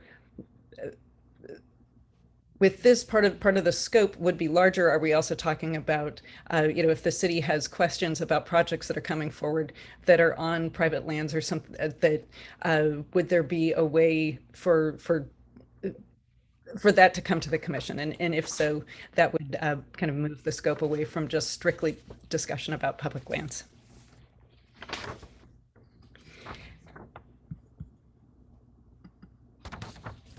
All right, and then a couple examples or opportunities of how this commission could be used. We've talked a little bit, the CREEK committee, about, well, certainly surface water, but then groundwater, stormwater management, but just in terms of how it impacts the creek. But it's been pretty narrowly focused just because of the CREEK committee's mission. And given the expertise of who's on the committee, we'd be pretty excited to have more of these discussions. So that might be some opportunities for the city. Perhaps this new commission could be involved in some discussions about city parks, and certainly a citywide vegetation plan or the city's master tree list, and perhaps even discussions about weed abatement, that could fall under the purview of a Winters Natural Resources Commission. The Rancho Arroyo Detention Basin Oak Grove discussion that happened recently is an example of that. If there'd been a Natural Resources Commission, that the city could draw upon that expertise if the city wished. And Pewter Creek and Dry Creek would still be included in the purview of this new commission, so we wouldn't be losing that, but we'd be gaining an opportunity to draw on the expertise in a broader scope. We would like to continue being able to discuss PG&E's proposed Under Creek gas pipeline, and how that could impact the natural resources, and also continue the opportunity to coordinate and communicate with partners working in the greater Winters area. So in conclusion, the Winters Pewter Creek Committee has served its project-based mission, and this new commission would bring experience and expertise to a wider range of issues. It would also provide ongoing opportunities for continued public engagement. And Pewter Creek and Dry Creek still be included in the commission's purview, and current committee members are eager to serve the city in this new capacity. Thank you, and Eric and I are quite happy to consider any questions. All right, thank you very much, Kate, and thank you, Eric. All right, first of all, council, any comments or questions? I'm sorry, Mr. Oh, Mayor, may I I'm sorry, provide that's some- right. Yes, may I provide some concluding Go comments? ahead, city manager. So, yes, thank you. So as Kate indicated earlier in her presentation, I did ask both advisory bodies if there was any interest in perhaps combining their missions into one commission. And at the time, both bodies felt that there was sufficient work to warrant separate bodies. However, as Kate has indicated with the presentation, since both commissions are essentially redefining new areas or new scopes of responsibilities, there may be opportunities to focus a single commission on shared environmental goals. And so that was really the purpose of trying to bring both of these proposed commissions together in one item so that we could have, or the council could have a conversation about whether or not they wanted to proceed with two separate commissions, or if they wanted to try and combine the proposals into one commission that would have defined boundaries associated with environmental outcomes and climate change and natural resources. Or the third option potentially could be to have the monitoring of the climate action plan implementation assigned to the planning commission because of the land use role of the planning commission. In terms of process, depending on what the council would like to do, in both cases, we would need to come back to the city council. So for example, if the decision by council is to create a natural resources commission, we would need to come back with a resolution that would disband the Buda Creek Committee and form the Natural Resources Commission and appoint, should council desire, the current members of the Buda Creek Committee to that new commission. So that would be a separate resolution or a separate action that would need to come back to the city council. Conversely, Excuse me for interrupting. This is Councilman New. I have had a very easy time hearing the speakers, but I'm having a harder time hearing the city manager. And I don't know if you could speak more closely to the microphone or not, or if that would help. Thank you. I don't know whether other people have trouble. I'm having trouble also. Can you hear me now? Can you all? Yeah, Better. yeah, better. It's just not as loud as the other speakers. All right, we're checking volume and I will put the mic closer to my mouth. So I was explaining the process the process would be if council, depending on council's conversation tonight, depending on the direction, we would need to return, staff would need to return to the city council to implement whatever the direction is tonight. So for the Buda Creek Committee, should council want to convert the Buda Creek Committee to a Natural Resources Commission, we would come back with a resolution that would disband the Buda Creek Committee. It would create the Natural Resources Committee, and should council desire, we would appoint the current members of the Buda Creek Committee to the Natural Resources Commission with their existing terms, so there would be a rollover. And we would have the legislative actions that taken by the city council to implement that change. On the climate action plan side, there's no existing climate action commission. So we would come back with a resolution that would create that commission.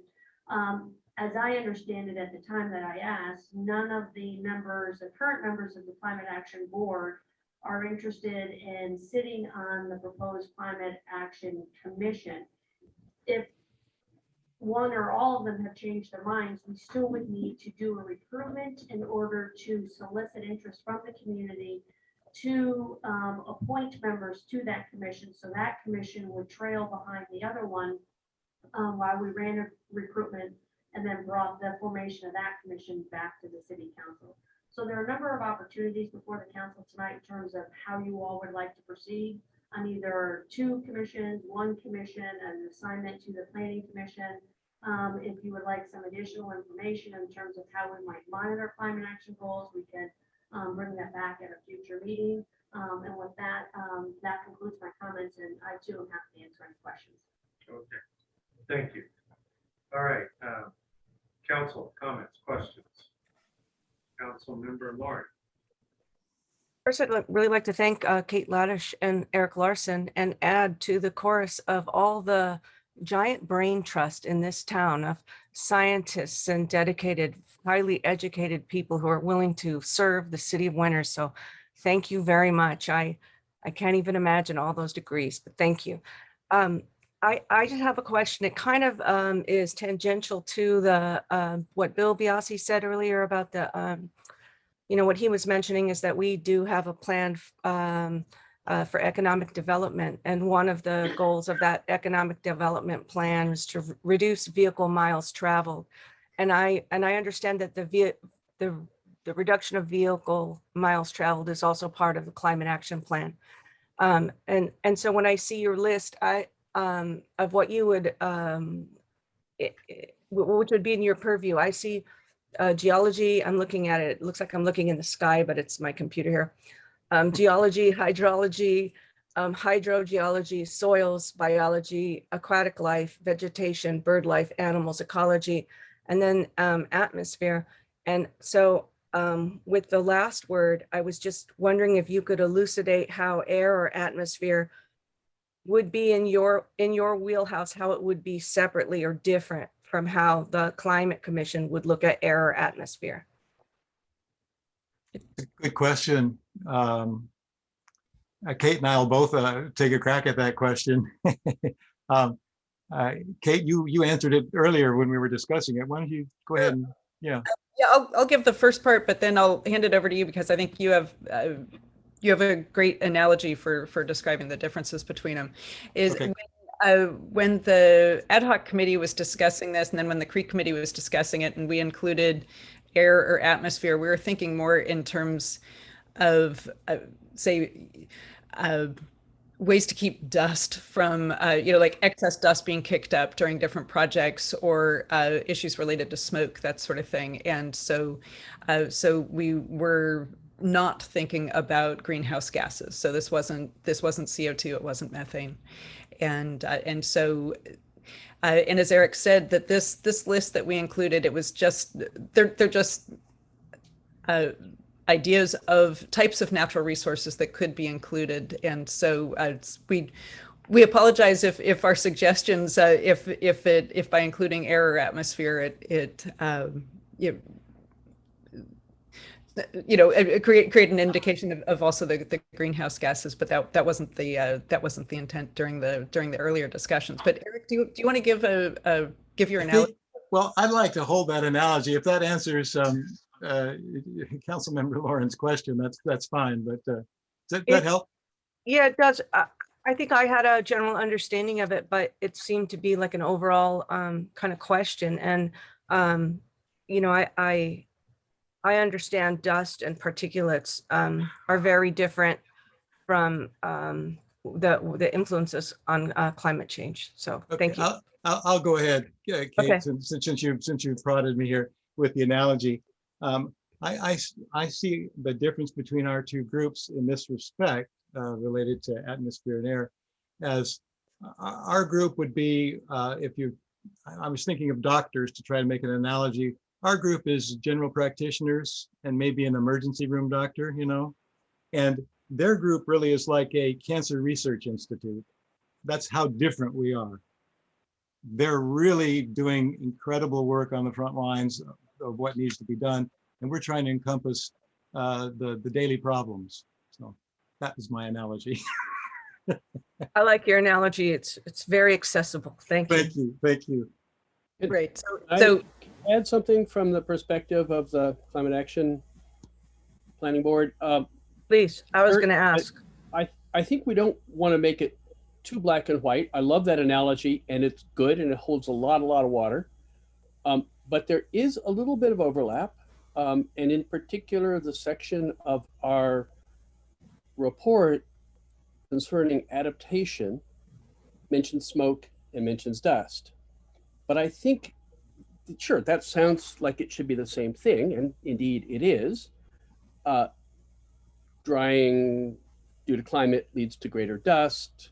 Smoke from wildfires is a problem in the atmosphere that needs some adaptation by city residents, especially the most vulnerable city residents. But the way in which you might think about it is different if you're thinking about trying to keep the habitats in the creek safe from blowing dust, and whether you're trying to protect a vulnerable member of a disadvantaged community in town, or students on their way to school on their bicycles and so forth when the air is dirty. And those are very different actions one would take, because although the problem remains the same, they're different specialties. And I think that's where it folds back to your very nice analogy, Eric, is that you are actually doing different things with trying to solve different aspects of the same problem.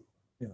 I don't know if that I see, you know, us dipping in on each other's commissions and keeping track of things and collaborating, sure. I just want to say I appreciate seeing the cat for just a second. Thank you. But Ken, I also wanted to have, I had a follow-up question about would any of the climate committee members be interested in serving in a climate commission? I wasn't clear on that. I think the report said none, but I'm not sure if that reflects the current state. I think there might have been a little misunderstanding there. I certainly would be willing to serve on the ongoing commission. I don't know if anyone else, there was a lot of quiet in the air when the question was put to us point blank.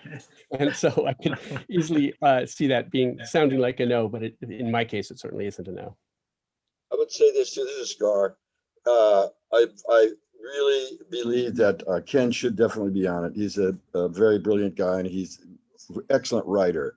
I will do it if I'm twisted, but I'll tell you, the problem is that the climate action committee or commission, it's a very, very broad, difficult area because it's a, as we've said many times, it's a moving target. I mean, they're changing things as we go along, even as Jen said too in her presentation, which is really true, right in the middle of it, that all of a sudden we were told by 2030, the entire Yolo County is supposed to be carbon neutral. And that's a huge, huge and very ambitious goal. So it's not an easy commission to be on, is what I'm saying, because we're even though these are immensely important issues, they're changing all the time.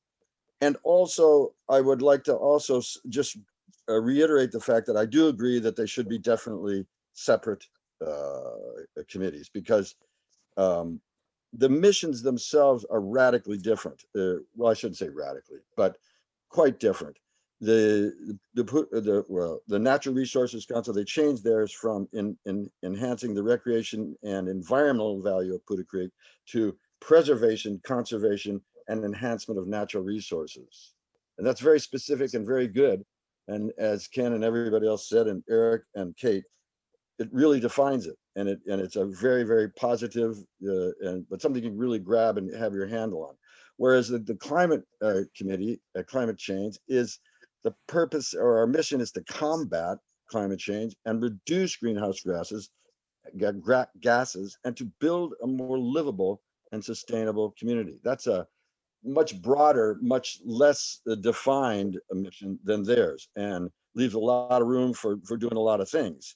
And I really also, I want to bring into and give praise to Bill Biaggi for what he said too, because I totally agree with that.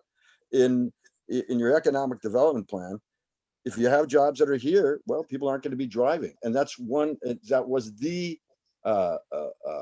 external trips in and out of Winters was the #1 cause of emissions of greenhouse gases. So we have a lot. Anyway, there's a lot of opportunity to do a lot of things for the community. And I guess another whole segment too that's very, very important for climate change and this commission is to do it's a community engagement, raising awareness of what just can be done. That's completely different than than the Putah Creek where you're planting trees and fixing and doing things that are very physical. We're going to do those too, but in a different way. Anyway, so I'd like to keep in your mind that they really are different, but it's true that they do have what they the obvious overlap. And I guess the best solution we have at this point is just continue to have really strong communication and liaisons between the two groups, and people actually go there and communicate and tell you what are we doing, what are you doing, I mean, obviously the planting of trees and other things that you're going to now take on as the Natural Resources Commission is wonderful, because that helps too. It follows exactly what these kind of things need to be done. So and again, saying also following what Jesse is saying too, we have a great brain trust here in Winters. Let's use it. So that's all I have to say. Thank you. Thank you. Apologize if we went a little farther afield from Councilmember Lauren's original question about about what we meant by air and atmosphere. I hope that's okay. I'll just add, I was the liaison from the Winters Pewter Creek Committee to the Climate Action Plan Development Board, and that there were very different discussions and a different set of technical information. And so I can really easily see the value of liaisons between those two groups, but my sense is that the city would be best served by being able to have these two groups really work on these two things, and that one of the things that I think would be that's really a strong suit of the proposed Climate Action Commission is the ability to work with businesses and help businesses find resources, so that we're supporting our businesses economically, as well as finding a way to help reduce the greenhouse gases. And that is really valuable. It's also pretty far beyond the purview of standardly like what a Natural Resources Commission would do if we're trying to focus on land and water. Well put. I have one last comment on it, and it is quite personal. Pierre and I were the two members that made up the ad hoc committee who selected the group that for the Climate Action Committee, and we had a very hard decision appointing the people that we had, and we had a really large list of great people for the commission. And it was our intention in forming the committee that the out of the committee would form a commission, because that was the direction of City Council, and that was the direction that and the path that we were on. So I feel very committed to that path, that the Climate Action Committee create the forming documents for the commission, and that the city have its own commission. I hope that was clear. Yeah. It was. May I ask a question? Though it seems to me that both of the groups have actually put together a charter for a commission, and as a question of process, would it be possible for the council to approve those two in principle? I thought that was on the agenda for this evening. So the recommendation is that staff provide direction. So we would need to return with the resolutions that actually form both of those commissions, and then outline and document what their scopes and their missions will be. So if the council direction tonight is 2 commissions, staff will return with resolutions for 2 commissions. Understood. Thank you. Okay, any other council comments? Yes, Mayor. Tim, go ahead. Thank you. Thank you very much. Yeah, I also would like to thank all the people that were involved in this. We have some people in our community with great expertise that have served on the Pewter Creek Committee and on the Climate Action Plan Development Board. And, you know, it's great to see those people with that expertise in our community step up to work on these issues that are before us. You know, the question of, you know, forming 2 separate committees versus 1 combined committee. The way I see it, you know, I was on the Pewter Creek Committee since it was formed in 2006 as a member, and then continued as a liaison after I was on the Planning Commission and the council. So I have direct experience with that committee.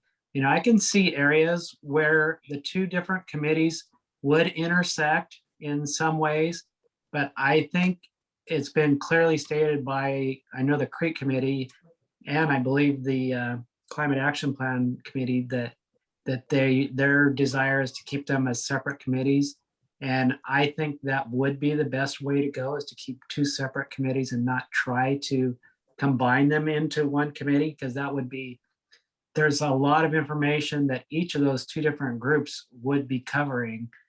My only concern is how this affects the load on our city staff.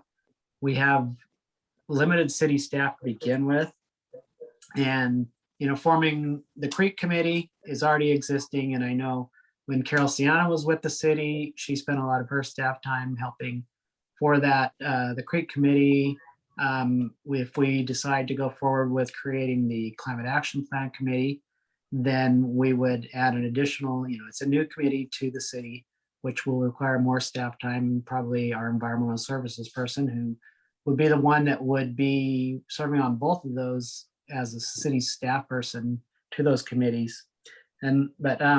So maybe a question to the city manager: do you see a big impact on city staff if we have two separate committees? So for me, the question is always related to what is the mission or the scope of work of each of these commissions, and what are their purview, and how will they make those recommendations to the city council? So I guess, not to sound like an attorney, and I apologize to the two attorneys on the call, it depends.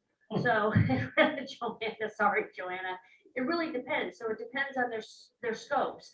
So one of the things that I find interesting about Winters is that we have these working committees, like Poudre Creek, it's a working committee. We ask the participants on the committees to prepare the agendas, to prepare the minutes, and then we as staff do the posting. That's not a heavy lift.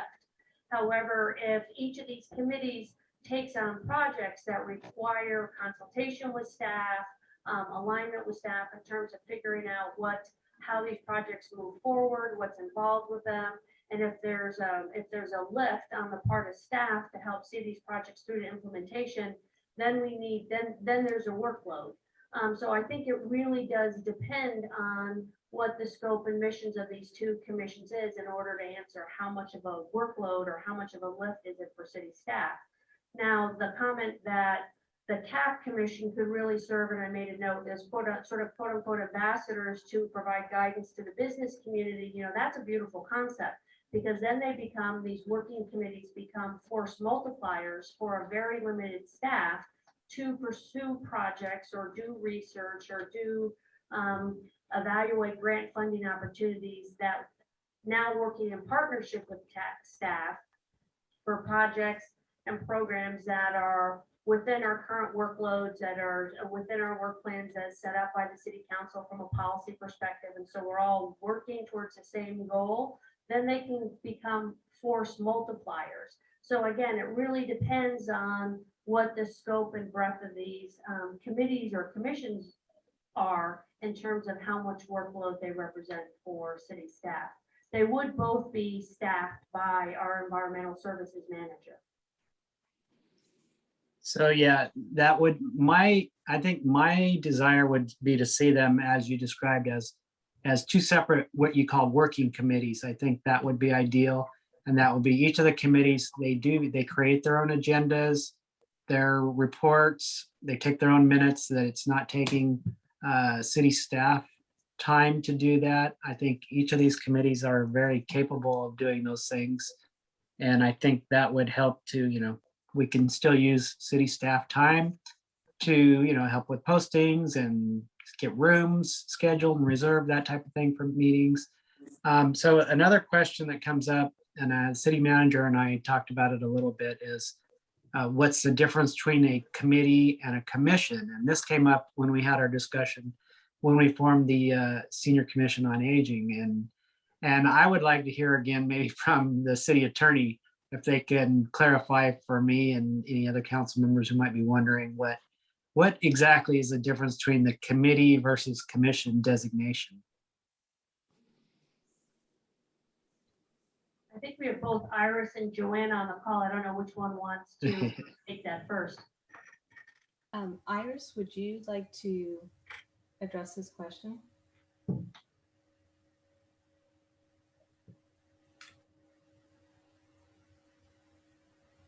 While we wait for Iris to log on, she may be waiting for another item on the agenda, and I'll watch the screen. Oh, there I go. Sorry, There she is. There I am. Sorry, I was on mute. There's not really a substantive difference between the two. They in this case, they would both act as an advisory body. Some people feel that a commission has a more permanent status than a committee. You may form a committee that's an ad hoc committee, for example, but you can also have standing committees. So it's really, whatever you want to call it. It's substantively, it's not going to make much difference. They're going to both be acting in an advisory capacity, or they may, in some cases, a commission may have some decision-making authority, like the planning commission does. Right. So it really depends on what the function of that body is. Thank you. That's a good question. Go ahead. My question is that do they both have to follow the rules of the Brown Act?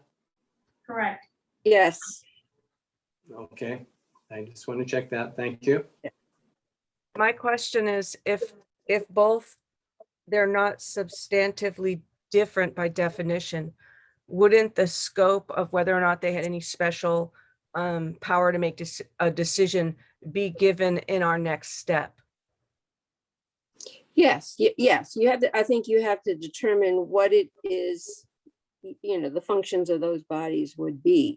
Are they are they going to be acting in an advisory capacity to the city council? Are you going to be, for example, you might have a commission have some investigatory function and make findings.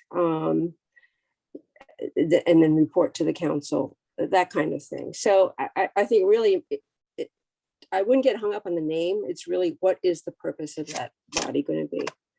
And if I could elaborate, because if there's a desire to make a distinction here, just for clarity purposes, and I think as Iris is saying, is that from a legal perspective or from statutory perspective, there isn't a significant difference, which is why when we've had this conversation at the committee level and other places, and we've looked for it online, we're not really finding the clear-cut answer. But I do think there's an opportunity. A commission is a more formal, there's a more formal process there. City staff is bringing the work of city business through the commission to present recommendations, to get feedback. It's an opportunity for community engagement on the way up to the city council for a decision about a policy, about a particular project. The committees that exist here oftentimes are creating within their boundaries and within their scope, they're creating their work plans and they're creating their activities. So they operate a little bit differently than if we as staff were bringing items before them.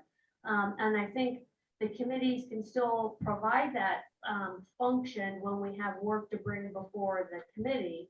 But in the meantime, they are doing work that they've set up for themselves. And for example, I staff the Senior Commission on Aging. And while the city is developing a senior center, it will be developing a senior program. We don't currently have a senior program.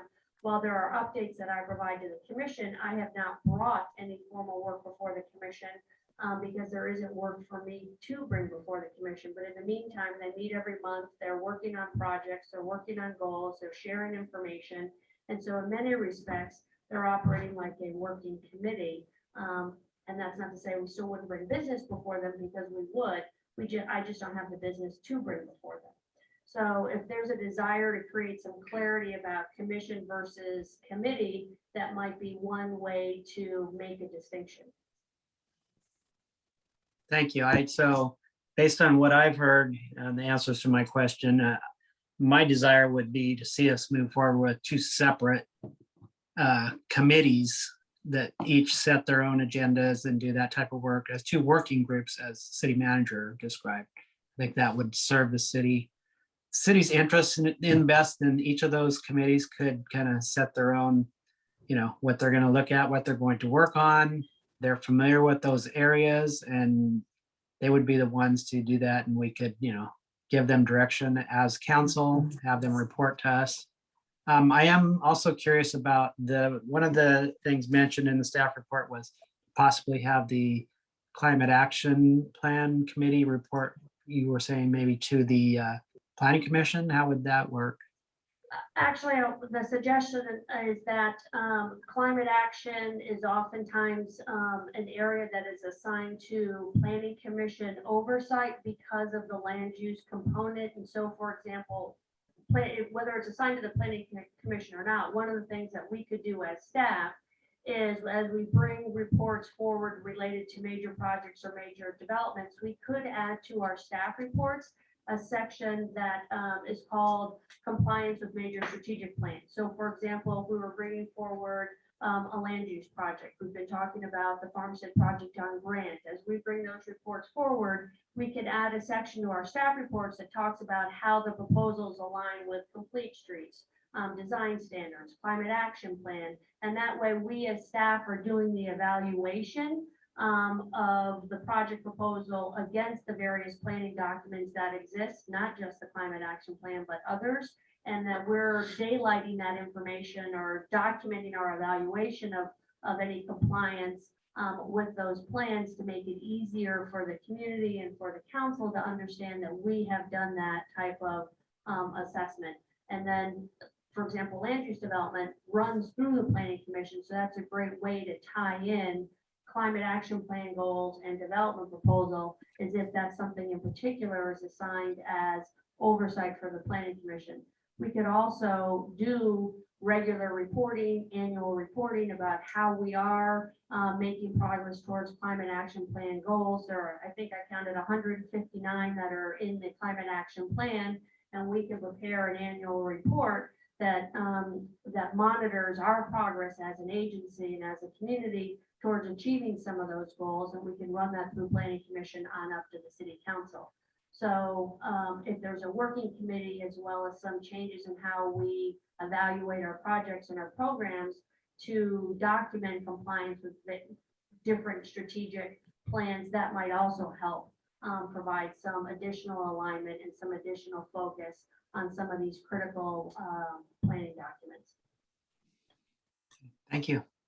So if I may interrupt briefly here, I forget the name of the organization, but so forgive me for that. But there's another planning entity in the city that is an early stage of planning, as opposed to the planning commission, which is pretty much the final word on plans. And I forget its name, but in our discussion of where, because we talked about these questions of what the role of a commission would be in the future, and we thought that early is better. And so there is an early planning group which brings things to council back and forth and sort of scopes stuff before it really gets to the point of putting measurements on it. It's the design review committee. That's it. Yes, thank you very much. Review committee is that's made up of all the management staff members, fire chief, police chief, public works director, right on down the line, city manager, as well as 2 city council members and 2 planning commission members. And they kind of take the first look before things move forward to public workshops and planning commission and on up the ladder. So, you know, and that's something that could or could not be put into these commissions, is that one of those members served as a liaison on the design review committee. I think that's part of, you know, the work we'd have to do to structure this. We had talked about that, and we thought that was an excellent idea, that was a place where the climate action commission would really have a constructive role. One of the things that the city manager mentioned just now about, you know, the 159 different items in that report is the annual update on that. I think if we do form a separate climate action commission, committee, whichever way you want to call it, that would be one of their things to do on an annual basis, and then report that out to the planning commission and the city council. Because I think if we form these 2 commissions, that's the whole purpose. We want to draw on the expertise and the knowledge of the people that have served on the climate action committee and the Pewter Creek committee, in all their expertise, which is amazing. You know, to do that analysis, and I think that's what they'd be there for, in an advisory position to the planning commission and the city council. So you know, the more I hear, I was kind of on the fence. I didn't really have an opinion one way or the other about one commission, two commissions, you know, or how we might do this, but it sounds like from the two commissions, they pretty much across the board like the idea of the two separate commissions. I'm okay with that if that's what everybody wants. It just means a couple more committee assignments for everybody on the council. That, you know, but I do think that if we do have two separate commissions, you know, and maybe this is getting too far in the weeds already, but I'd like to see a liaison going both ways, natural resources to climate and climate to natural resources. And then I think it's still important that somebody on the council is a liaison so they can be reporting back as well. But I see this pretty much the same as the senior commission or the Affordable Housing Committee. They, you know, they get an opportunity to hear about projects and comment on them and make recommendations and just having a few more sets of eyes look at things that have expertise in these fields, I don't think is a harm to anybody.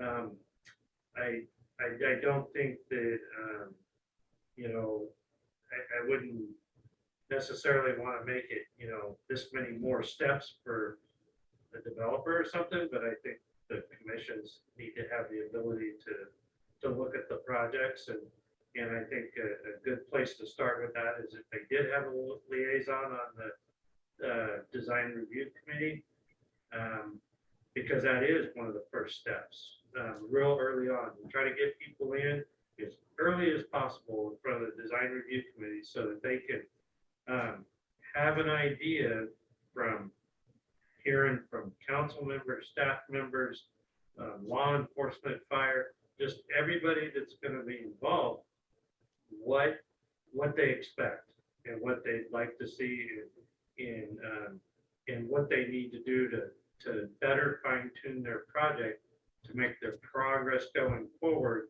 go more smoothly. And so adding in two more people on that to give some expertise and advice, I don't think is a bad thing. So I'm hearing a majority with a desire to create two. May I ask a clarifying question, whether it's a commission or a committee, so that as we bring this work back, I know what we're calling it. Personally, I just assume call them a commission because that's what the senior commission, you know, you know, it's like the senior commission, they don't make decisions like the planning commission or the city council. They make recommendations. I don't know. I've always felt that committees were short-term, where commissions were more long-term. Like committees, like when we have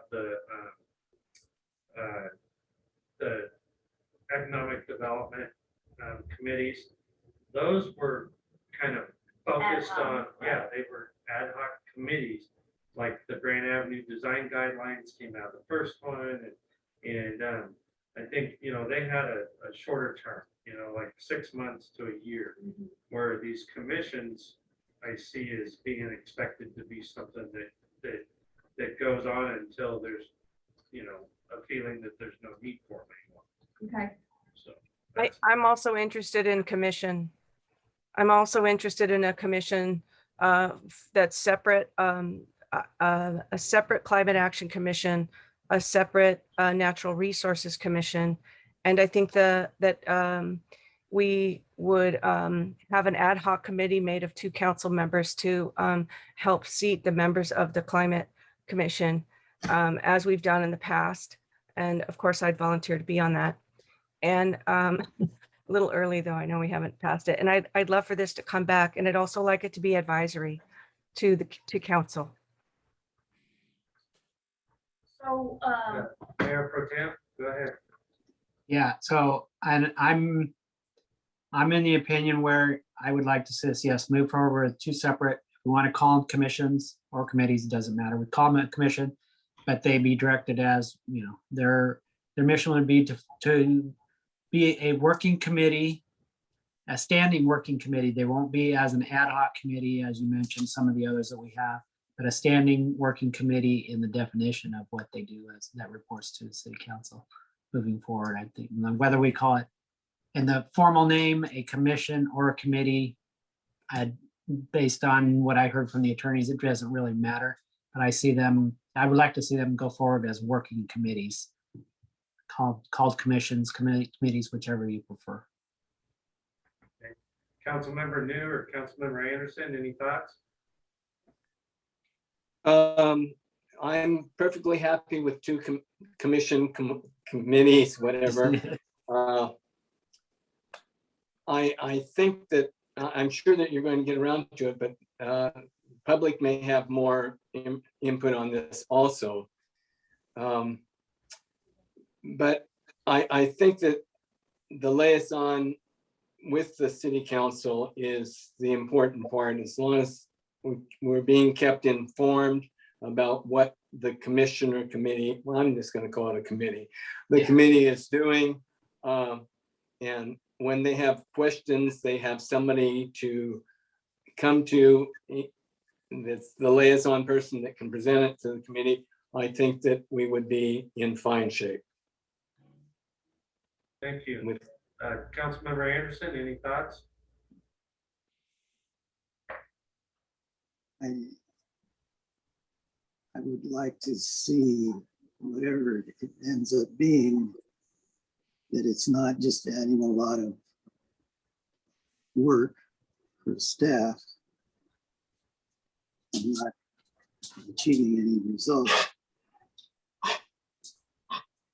And all kinds of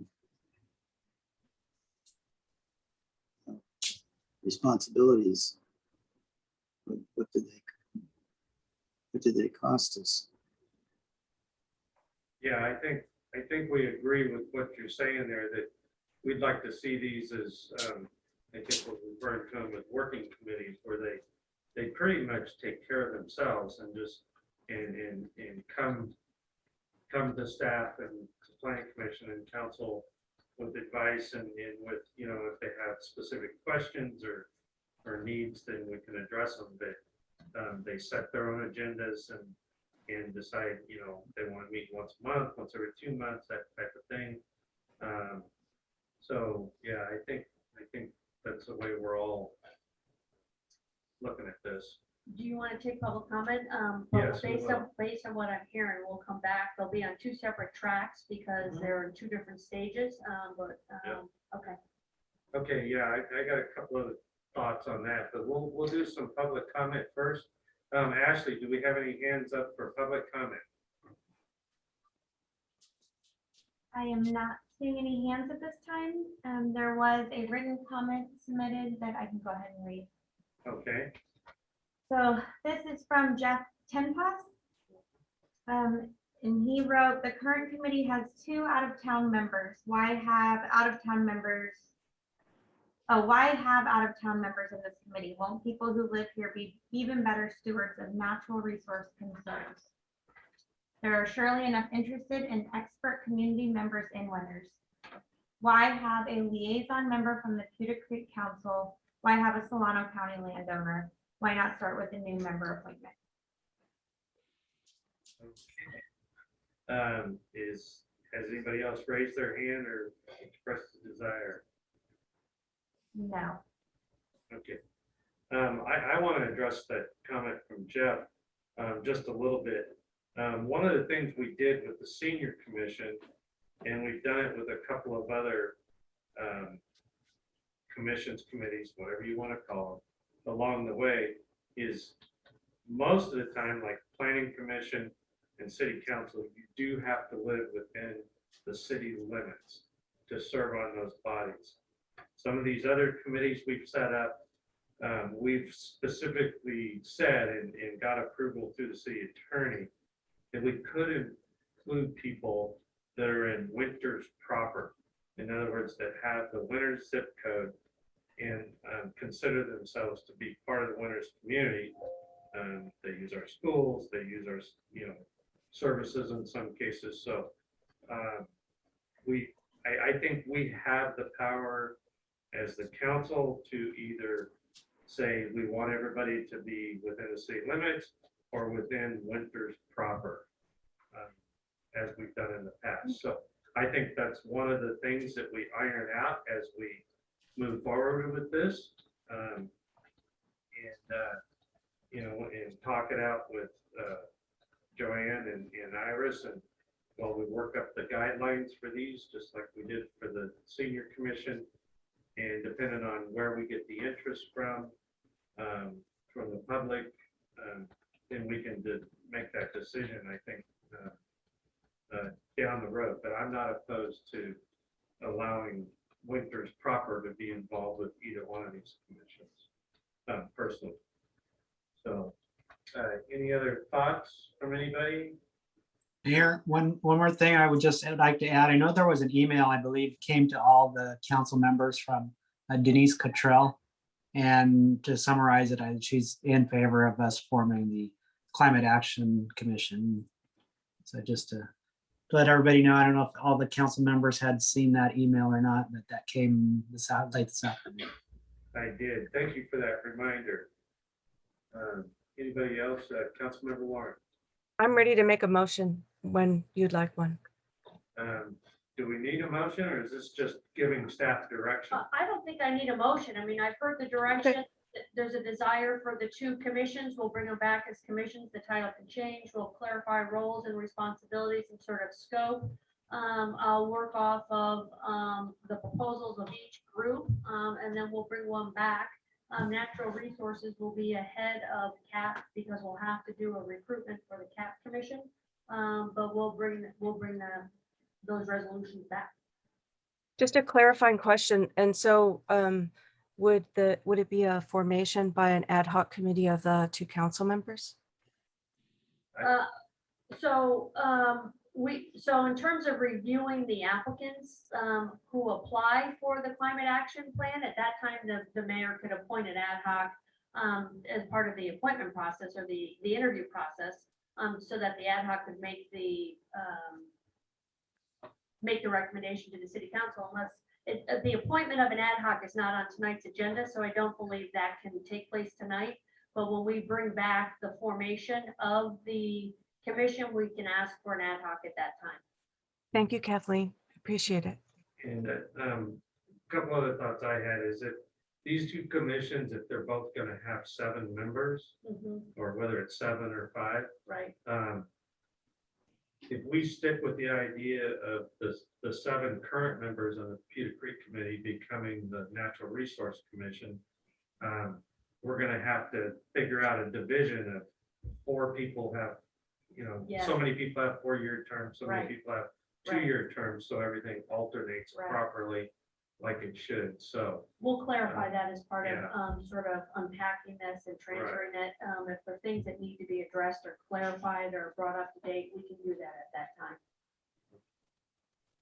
all right, well, it sounds like staff has pretty good direction here as to what the desires are to have 2 separate commissions, and they can work on all the legal speak to make that happen. So I think that pretty much takes care of this item, unless somebody's got a final thought. Kate Ladders. Thank you, Mayor. I'd just like to thank council for this discussion this evening, and to Christine Daguerre for the support to the Creek Committee, and then also the Climate Action Plan Development Board, and really particular thanks to our city manager, Kathleen Treppa, for really thinking about the process with this and coming up with the different opportunities and bringing this forward and really having a very good discussion about it. And so really thank you all for that, and a big tip of the hat to Kathleen for this. I really appreciate it. Thank you, Kate. Kenneth, did you have a last comment? Yeah, I would echo everything Kate just said. Thanks. And also just add that if staff has any questions about our thinking that led to that document, the actual proposal, we are all ears, and we're happy to chime in whatever way would be helpful as you think through the strict formulation of this thing. So thanks, and we'll have to stand by to help. And thank you all on both of these committees for all the hard work you've done over the years and recently with the climate action plan as well. Thank you very much. All right, we're going to move on to our next item, item C, which is a resolution number 2021-45 to potentially approve plans and specifications and authorize the Public Works Department to proceed with the bidding process for construction of the wastewater treatment facility influence screening improvements. Yeah. City Manager, are you taking that or is Eric around? Well, Eric is here, so yes, I'll present the report and Eric will be here. He'll have, I'm sure, more technical information as a follow up on any questions. But yes, this report is to a request before council to approve plans and specifications and authorize the Public Works Department to proceed with bidding, which would be phase 2 of an influence screening project out at the wastewater treatment facility. So the engineer's estimate for this project is approximately $1.3 million. And this project really began several years ago when phase 1 was identified as a need. And Eric can answer more technical questions, but the sewage from the community flows through the system, goes to the wastewater treatment facility north of the city. And there's a screen there to help pull out sort of what they call RAGs, inorganic solids. And right now that screen is manually cleaned by the Public Works staff. And given the rate of growth and of development in the community, the number of houses coming online, the amount of work that it takes to manually clean that screen has increased to a degree that it is creating problems. It's taking a lot of time, and if it isn't cleaned adequately, it's starting to gum up some of the other parts of the system out of the wastewater treatment facility. It's affecting the aerators. And so this project is a critical project. We do need to move forward with this project. It was included in the development impact fee plan for the sewer system. Funds have been collected, DIF funds, as we call them, development impact fee funds, have been collected. So we anticipate that the majority of the cost of this project will be funded by DIF fees for the sewer program. We will be short approximately, I'm now thinking about $115,000. And so our recommendation tonight is that we borrow the $115,000 from the sewer operations and maintenance budget or fund, and we allocate that to the capital project to complete the funding for this project. Now, this is all based on estimated costs coming from the engineering department. The payback of the $115,000 would come from additional development impact fees, and our finance director has calculated that it'll take 41 houses to generate sufficient funds to repay the sewer and operations maintenance fund. So we're confident that the repayment will be coming soon based on the rate of growth that we're seeing in the community. So tonight, what we're asking for is that the city council approve the plans and specs, authorize us to go out to bid, authorize me as the city manager to enter into a $60,000 professional services agreement in a form approved by the city attorney using our new templated forms that the attorney's office has approved. And that agreement would be with West Yost, which is the engineering firm that designed the facility and was involved in phase 1 of this project. And then they would be available to us on a consultation as needed basis as part of the construction process. Once we go out to bid and the bid process is regulated, once we go out to bid, we would come back to the city council with an award of contract. At that time, we would know the total more accurate estimated cost of the project. We would also return with a reimbursement agreement that would document the loan from the sewer operations and maintenance fund to the capital fund to fund this project. And then, of course, that would be monitored by the finance director. And at the time that sufficient funds were generated from development impact fees, we would repay that loan and cancel that, and then close out that reimbursement agreement. So this is step 1 in what is a very critical project. to upgrade the wastewater treatment facilities operation with an automated screen that eliminates all the manual cleaning that we're having to do now. So that's my update. If there are technical questions, Eric is available, and I see Alan. Thank you, Alan. Alan is online, our city engineer, to answer any other questions in terms of the design of the facility. Okay, thank you. Eric or Alan, would you like to chime in for us?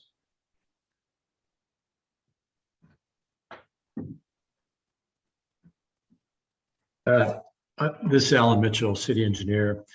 This is a critical component. Unfortunately, the city wasn't able to build the full project a couple years ago. So staff is really struggling with the manual bar screen out there. So this will bring that facility up to a functional facility and meet its intended purpose. So I highly recommend that the council take staff's recommendation tonight.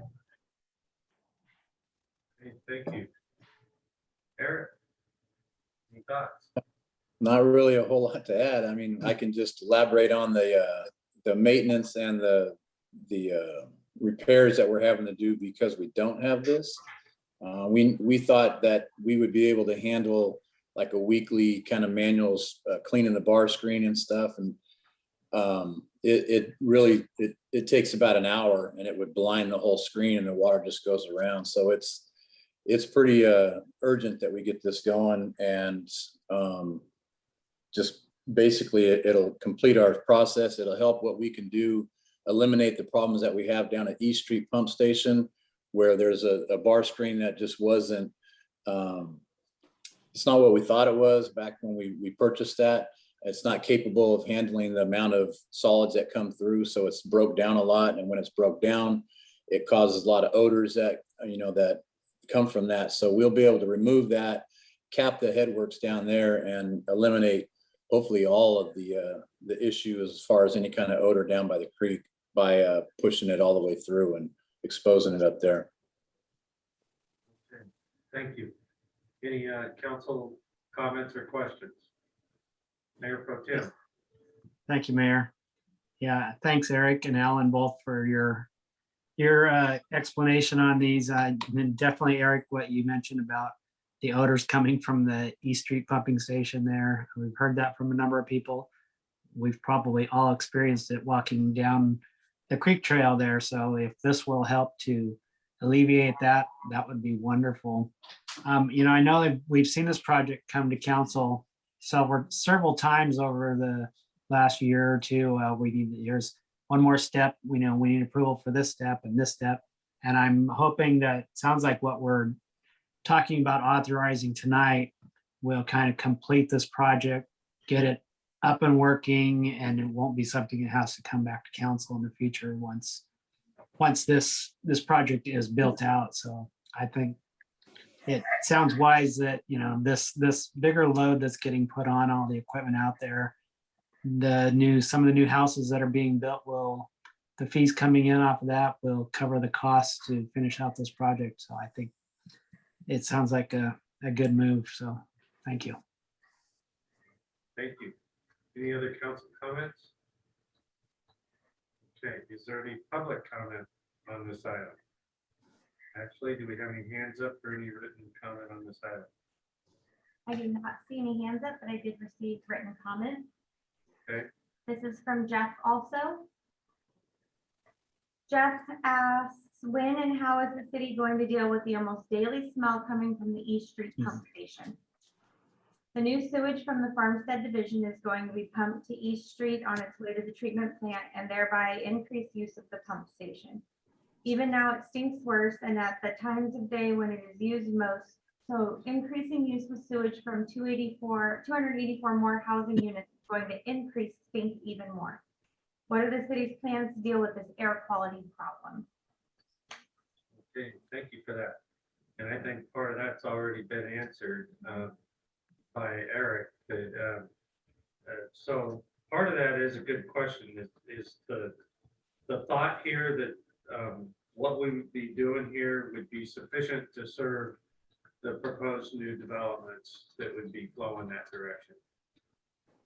Yeah, so to kind of address what Jeff brought up, we've pulled out, the only reason why Farmstead and the Walnut 2 or whatever that phase is called there, the only reason why they were allowed to run their sewer down to East Street is because we moved anything west of Main Street. So from actually be even on the east side, Carter Ranch and everything west of there, except for Major Vista, all that was detoured back up to the new lift station.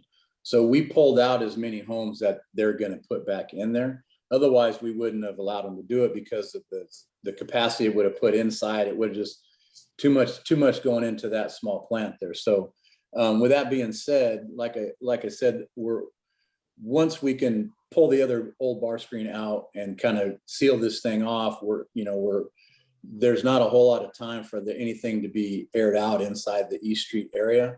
So, and the smell doesn't come from the amount of sewer that's going through there. It's the process that it gets held up and it just sits there and, for lack of a better word, just kind of stews a little bit but it can air out at the same time. So if that stuff can just flow the whole time, it really doesn't matter how much is going through there. It's just what happens when it hits down at the headworks down there.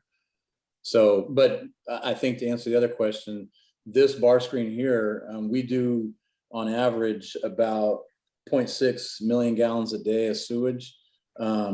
This bar screen here can handle 6 million gallons a day. So it's going to be able to take whatever we're going to add to it for a long time. Okay, thank you, Eric. For clarifying, Councilmember Lauren, did you have a comment? I did not.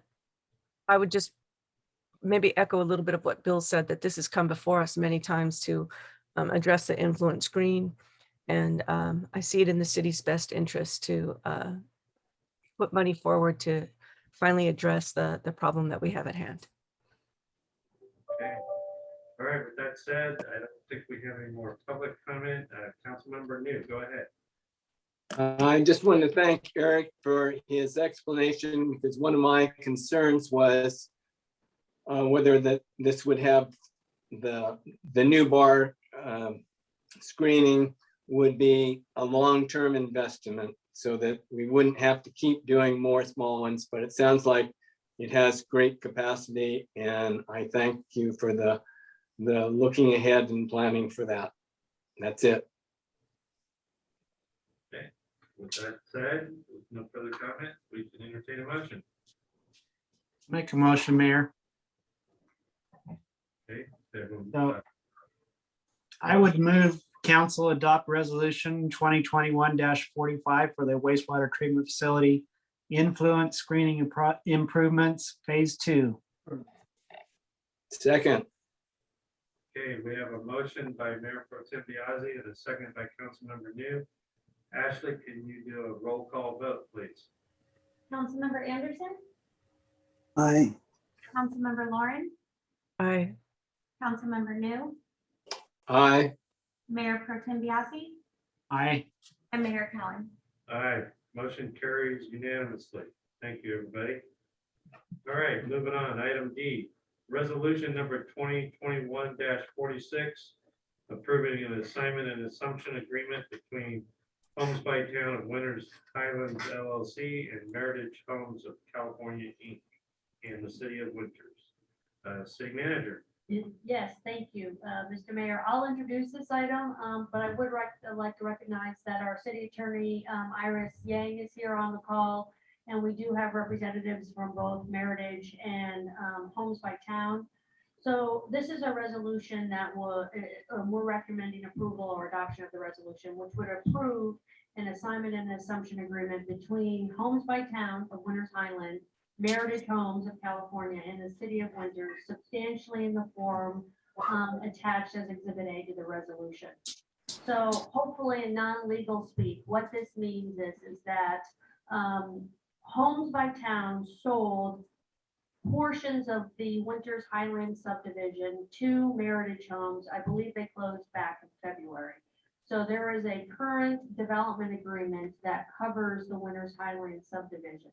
So this assignment and assumption agreement transfers, subject to council approval and everybody signing this agreement, transfers entitlement rights and obligations under that development agreement to Meritage Homes. Right now, they are a property owner, and they have rights as property owners, but they do not have rights under the development agreement. So this assignment and assumption agreement, if approved by council and everybody signs it, transfers certain rights and obligations.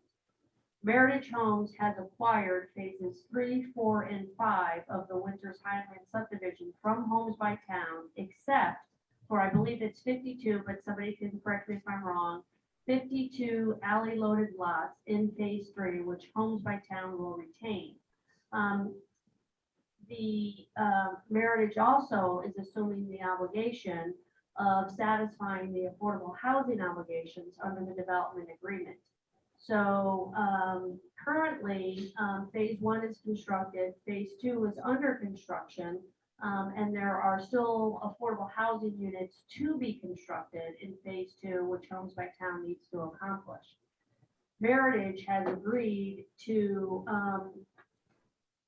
in exchange for having this assignment and assumption agreement, which allows construction to proceed with phase 3, has agreed to construct 4 additional affordable housing units that were not obligated under the development agreement.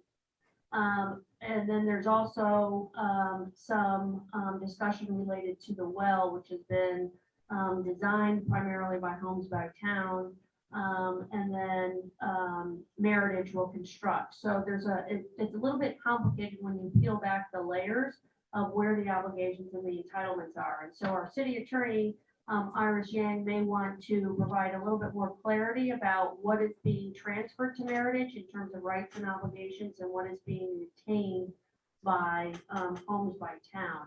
But this is essentially a carve out that would allow Meritage to proceed with constructing the bulk of phases 3, 4, and 5. What is mentioned in the or brought forth or in the staff report is that given the pace of construction, given desires for everybody to move forward quickly, and we're seeing the pace of construction to be rather accelerated, intense, and sustained here within the city of Winters.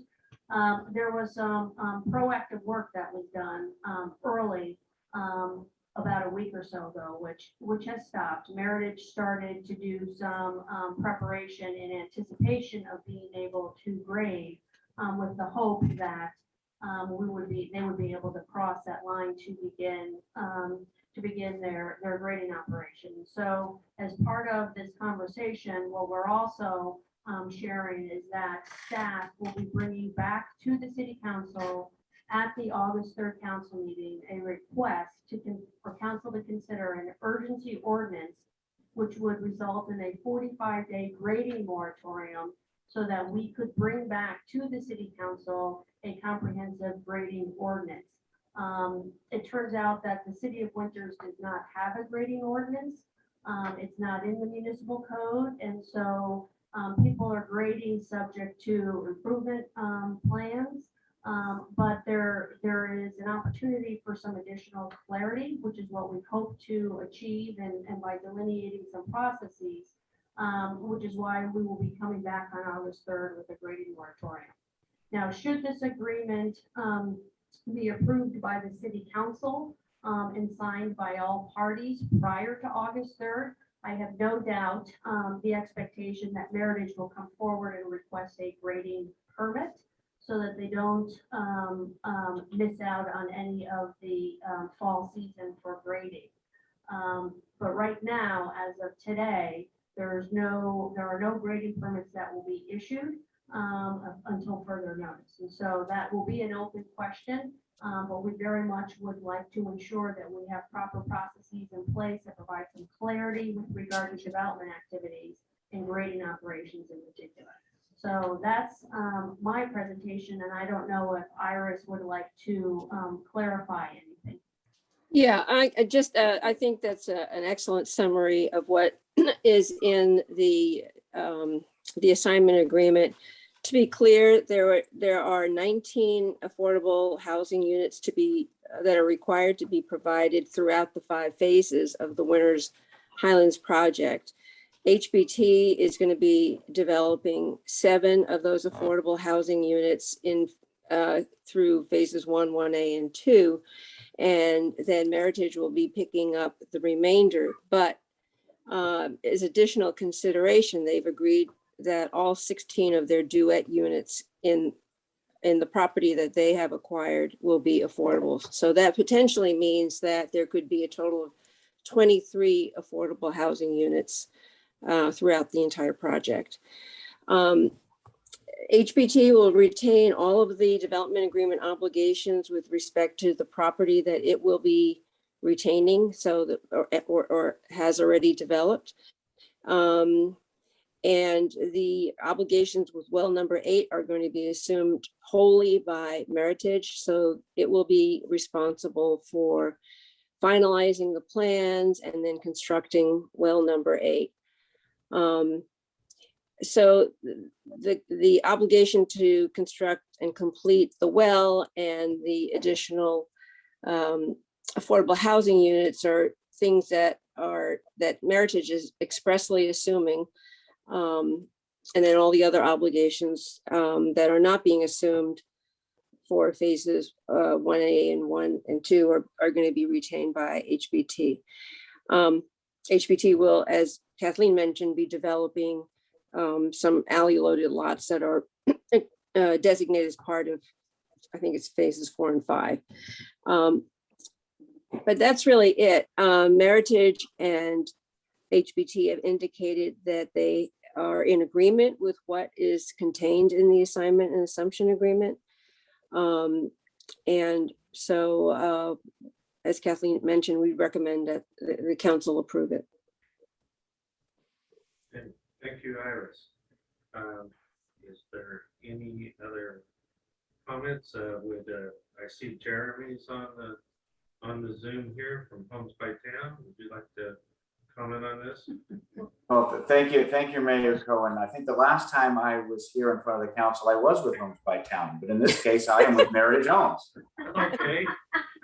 So it's been about a year or so since I was here with the city representing Homes by Town, and I just couldn't wait to come back. So here I am again with a different builder. So yeah, I want to specifically, thank you, Mayor Pro Tem and Council for considering this resolution this evening. I want to thank staff, specifically Kathleen and Iris, for all their work to get us here. We look forward to working together with staff and the city on the development phase of the project. And we did purchase 149. We will be retaining 149 lots within phases 3, 4, and 5. And that includes in that 149, the 16 duplex lots that we've now all will be moderate income units. We're very happy to be part of the community, building on our existing connection here. Actually, our director of purchasing is a Winters resident. Our foreman for our grading and paving contractors is a Winters resident. We're working diligently with Winters contractors on bidding some of our site work, specifically our dry utilities. We've been preparing improvement plans for site construction, including the well number 8 plans. We work proactively with staff to evaluate some alternative solutions to the water pressurization issue on that side of town. Ultimately, it was determined that the well number 8 was the way to go. So we are obviously moving forward with that, finalizing those plans, and we'll be working on a construction agreement, reimbursement agreement with city staff at a later date. We've prepared our architecture. We've been to the DRC, and we will be going to Planning Commission next week. And we definitely are eager to get started. We did work on some proactive measures, if you will, prior to grading, which would include some fire prevention on the southern part of the property. And I do think it's important to point out, while there is some concern relative to a cogent and cohesive grading policy, that this project is conditioned, consistent with the general plan, to abide by several grading regulations to mitigate dust, to mitigate any sort of soil storm drain runoff. So those measures are already in place, and I would assume our permit would be conditioned specific to those measures. So, we appreciate, again, staff's recommendation. We request that the council approve this resolution today so we can get these latter phases of this project started. And I'd be happy to take any questions you may have. Okay, thank you, Jeremy. Did we have a representative from Homes by Town that would like to speak to the item?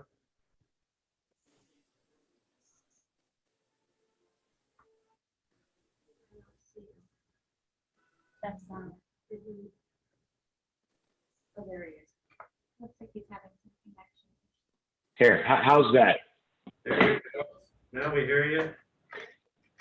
So God, and Mayor, members, City Council, Jeff Pempstein, Division President with Homes by Town. I just want to thank staff for bringing this item forward. And I apologize that you thought Jeremy Goulart still worked for us, because he put in many good years, but we're done with that now. So anyway, we wish him the best. We wish the project the best. We're really happy to be part of the City of Winters. And we're looking forward to these next phases moving forward, and appreciate your support on completing this assignment this evening. Okay, thank you. Is there any council comments or questions for staff or anybody else? Mayor? Go ahead. Comment? Yeah, I would say I did, as part of the design review committee, I saw some of the designs for the Homes by Meritage, brought forth what they were proposing. Some nice looking homes out there, fit in well with that area. I like that they're offering to also add an additional 4 more units to the affordable units out there. So that will help us in our goals to achieve more affordable housing in Winters. I see this as being a win-win out there in that area, that they would build on those portions of phases 3, 4, and 5 that they would be assuming from Homes by Town. And that, and I think the city attorney clarified one of my questions earlier, that it doesn't relieve any of the obligations of Homes by Town in the development agreement for phases 1, 1A, and phase 2. So I think this would be a good move to go forward with this. Okay, thank you. Any other council comments? There isn't at this time. Ashley, do we have anybody with their hands up for public comment or any written comment? I am not seeing any hands up, and I did not receive written comment on this item. Okay. If there's no further discussion, we can entertain a motion. So moved. I moved So in. seconded. Okay, it sounds like we have a motion by Councilmember New and a second by Councilmember Lauren. All right, Ashley, how about a roll call vote, please? Councilmember Anderson, Aye. Councilmember Lauren, Aye. Councilmember New, Aye. Mayor Pro Tem Biasi, Aye. and Mayor Cowan. Aye. Motion carries unanimously. I do want to make one more comment on part of what the city manager mentioned on this topic, which is a grading ordinance. I was kind of surprised and shocked to hear that we didn't have our own. I'm the last person to be one that wants to create more rules and regulations. Part of my forte, but being somebody that works in this industry, I think we're probably the last of the Mohicans when it comes to getting a grading ordinance, because I don't think I've ever worked in a jurisdiction that didn't have a grading ordinance. So I look forward to seeing that move forward. And just to be clear, the Meritage would still be allowed to begin their grading once everybody signs on the dotted line. Sure, once everybody signs on the dotted line, we'll just have and a once we have moratorium. all the appropriate documentation in place and the standard conditions that come with grading have been satisfied, then yes, we would issue a grading permit Okay. All right. before August 3rd. Okay. All right. Thank you very much for that. All right. With that, we'll move on to city manager's report. Kathleen. Yes, thank you. So two very brief comments. One, I included it in the Friday update. Some people are aware, but our senior center contract was signed by Housing and Community Development and the state. So we have a fully executed agreement to construct the senior center with funding that is approximately $4.2 million. So we're very excited and we're working through that process. More to come. Also, just a reminder, also posted the agenda today and in the Friday update, we have council goal setting sessions Friday morning from 9 to 12 out at the public safety facility in the community room. Also on Saturday, 9 to 12, the agenda is posted. It is a special meeting of the city council. It is open to the public. It is in person. And we will be asking that regardless of vaccination status, anybody who attends the meeting to wear a mask if they aren't eating or drinking. And so this is an opportunity for staff and the council to dialogue in terms of goal setting for the coming year and into the future. And public comment is obviously going to be accepted on goal setting items. So Friday and Saturday, 9 to 12 out at the public safety facility in person. And those are my comments. Okay, great. Thank you very much. All right, if there's no further comments from anybody, we're gonna officially close this meeting at 8:53. Good night, everybody. Good night. Good night. Good night. Good night. Now, who's bringing this down? Is that you?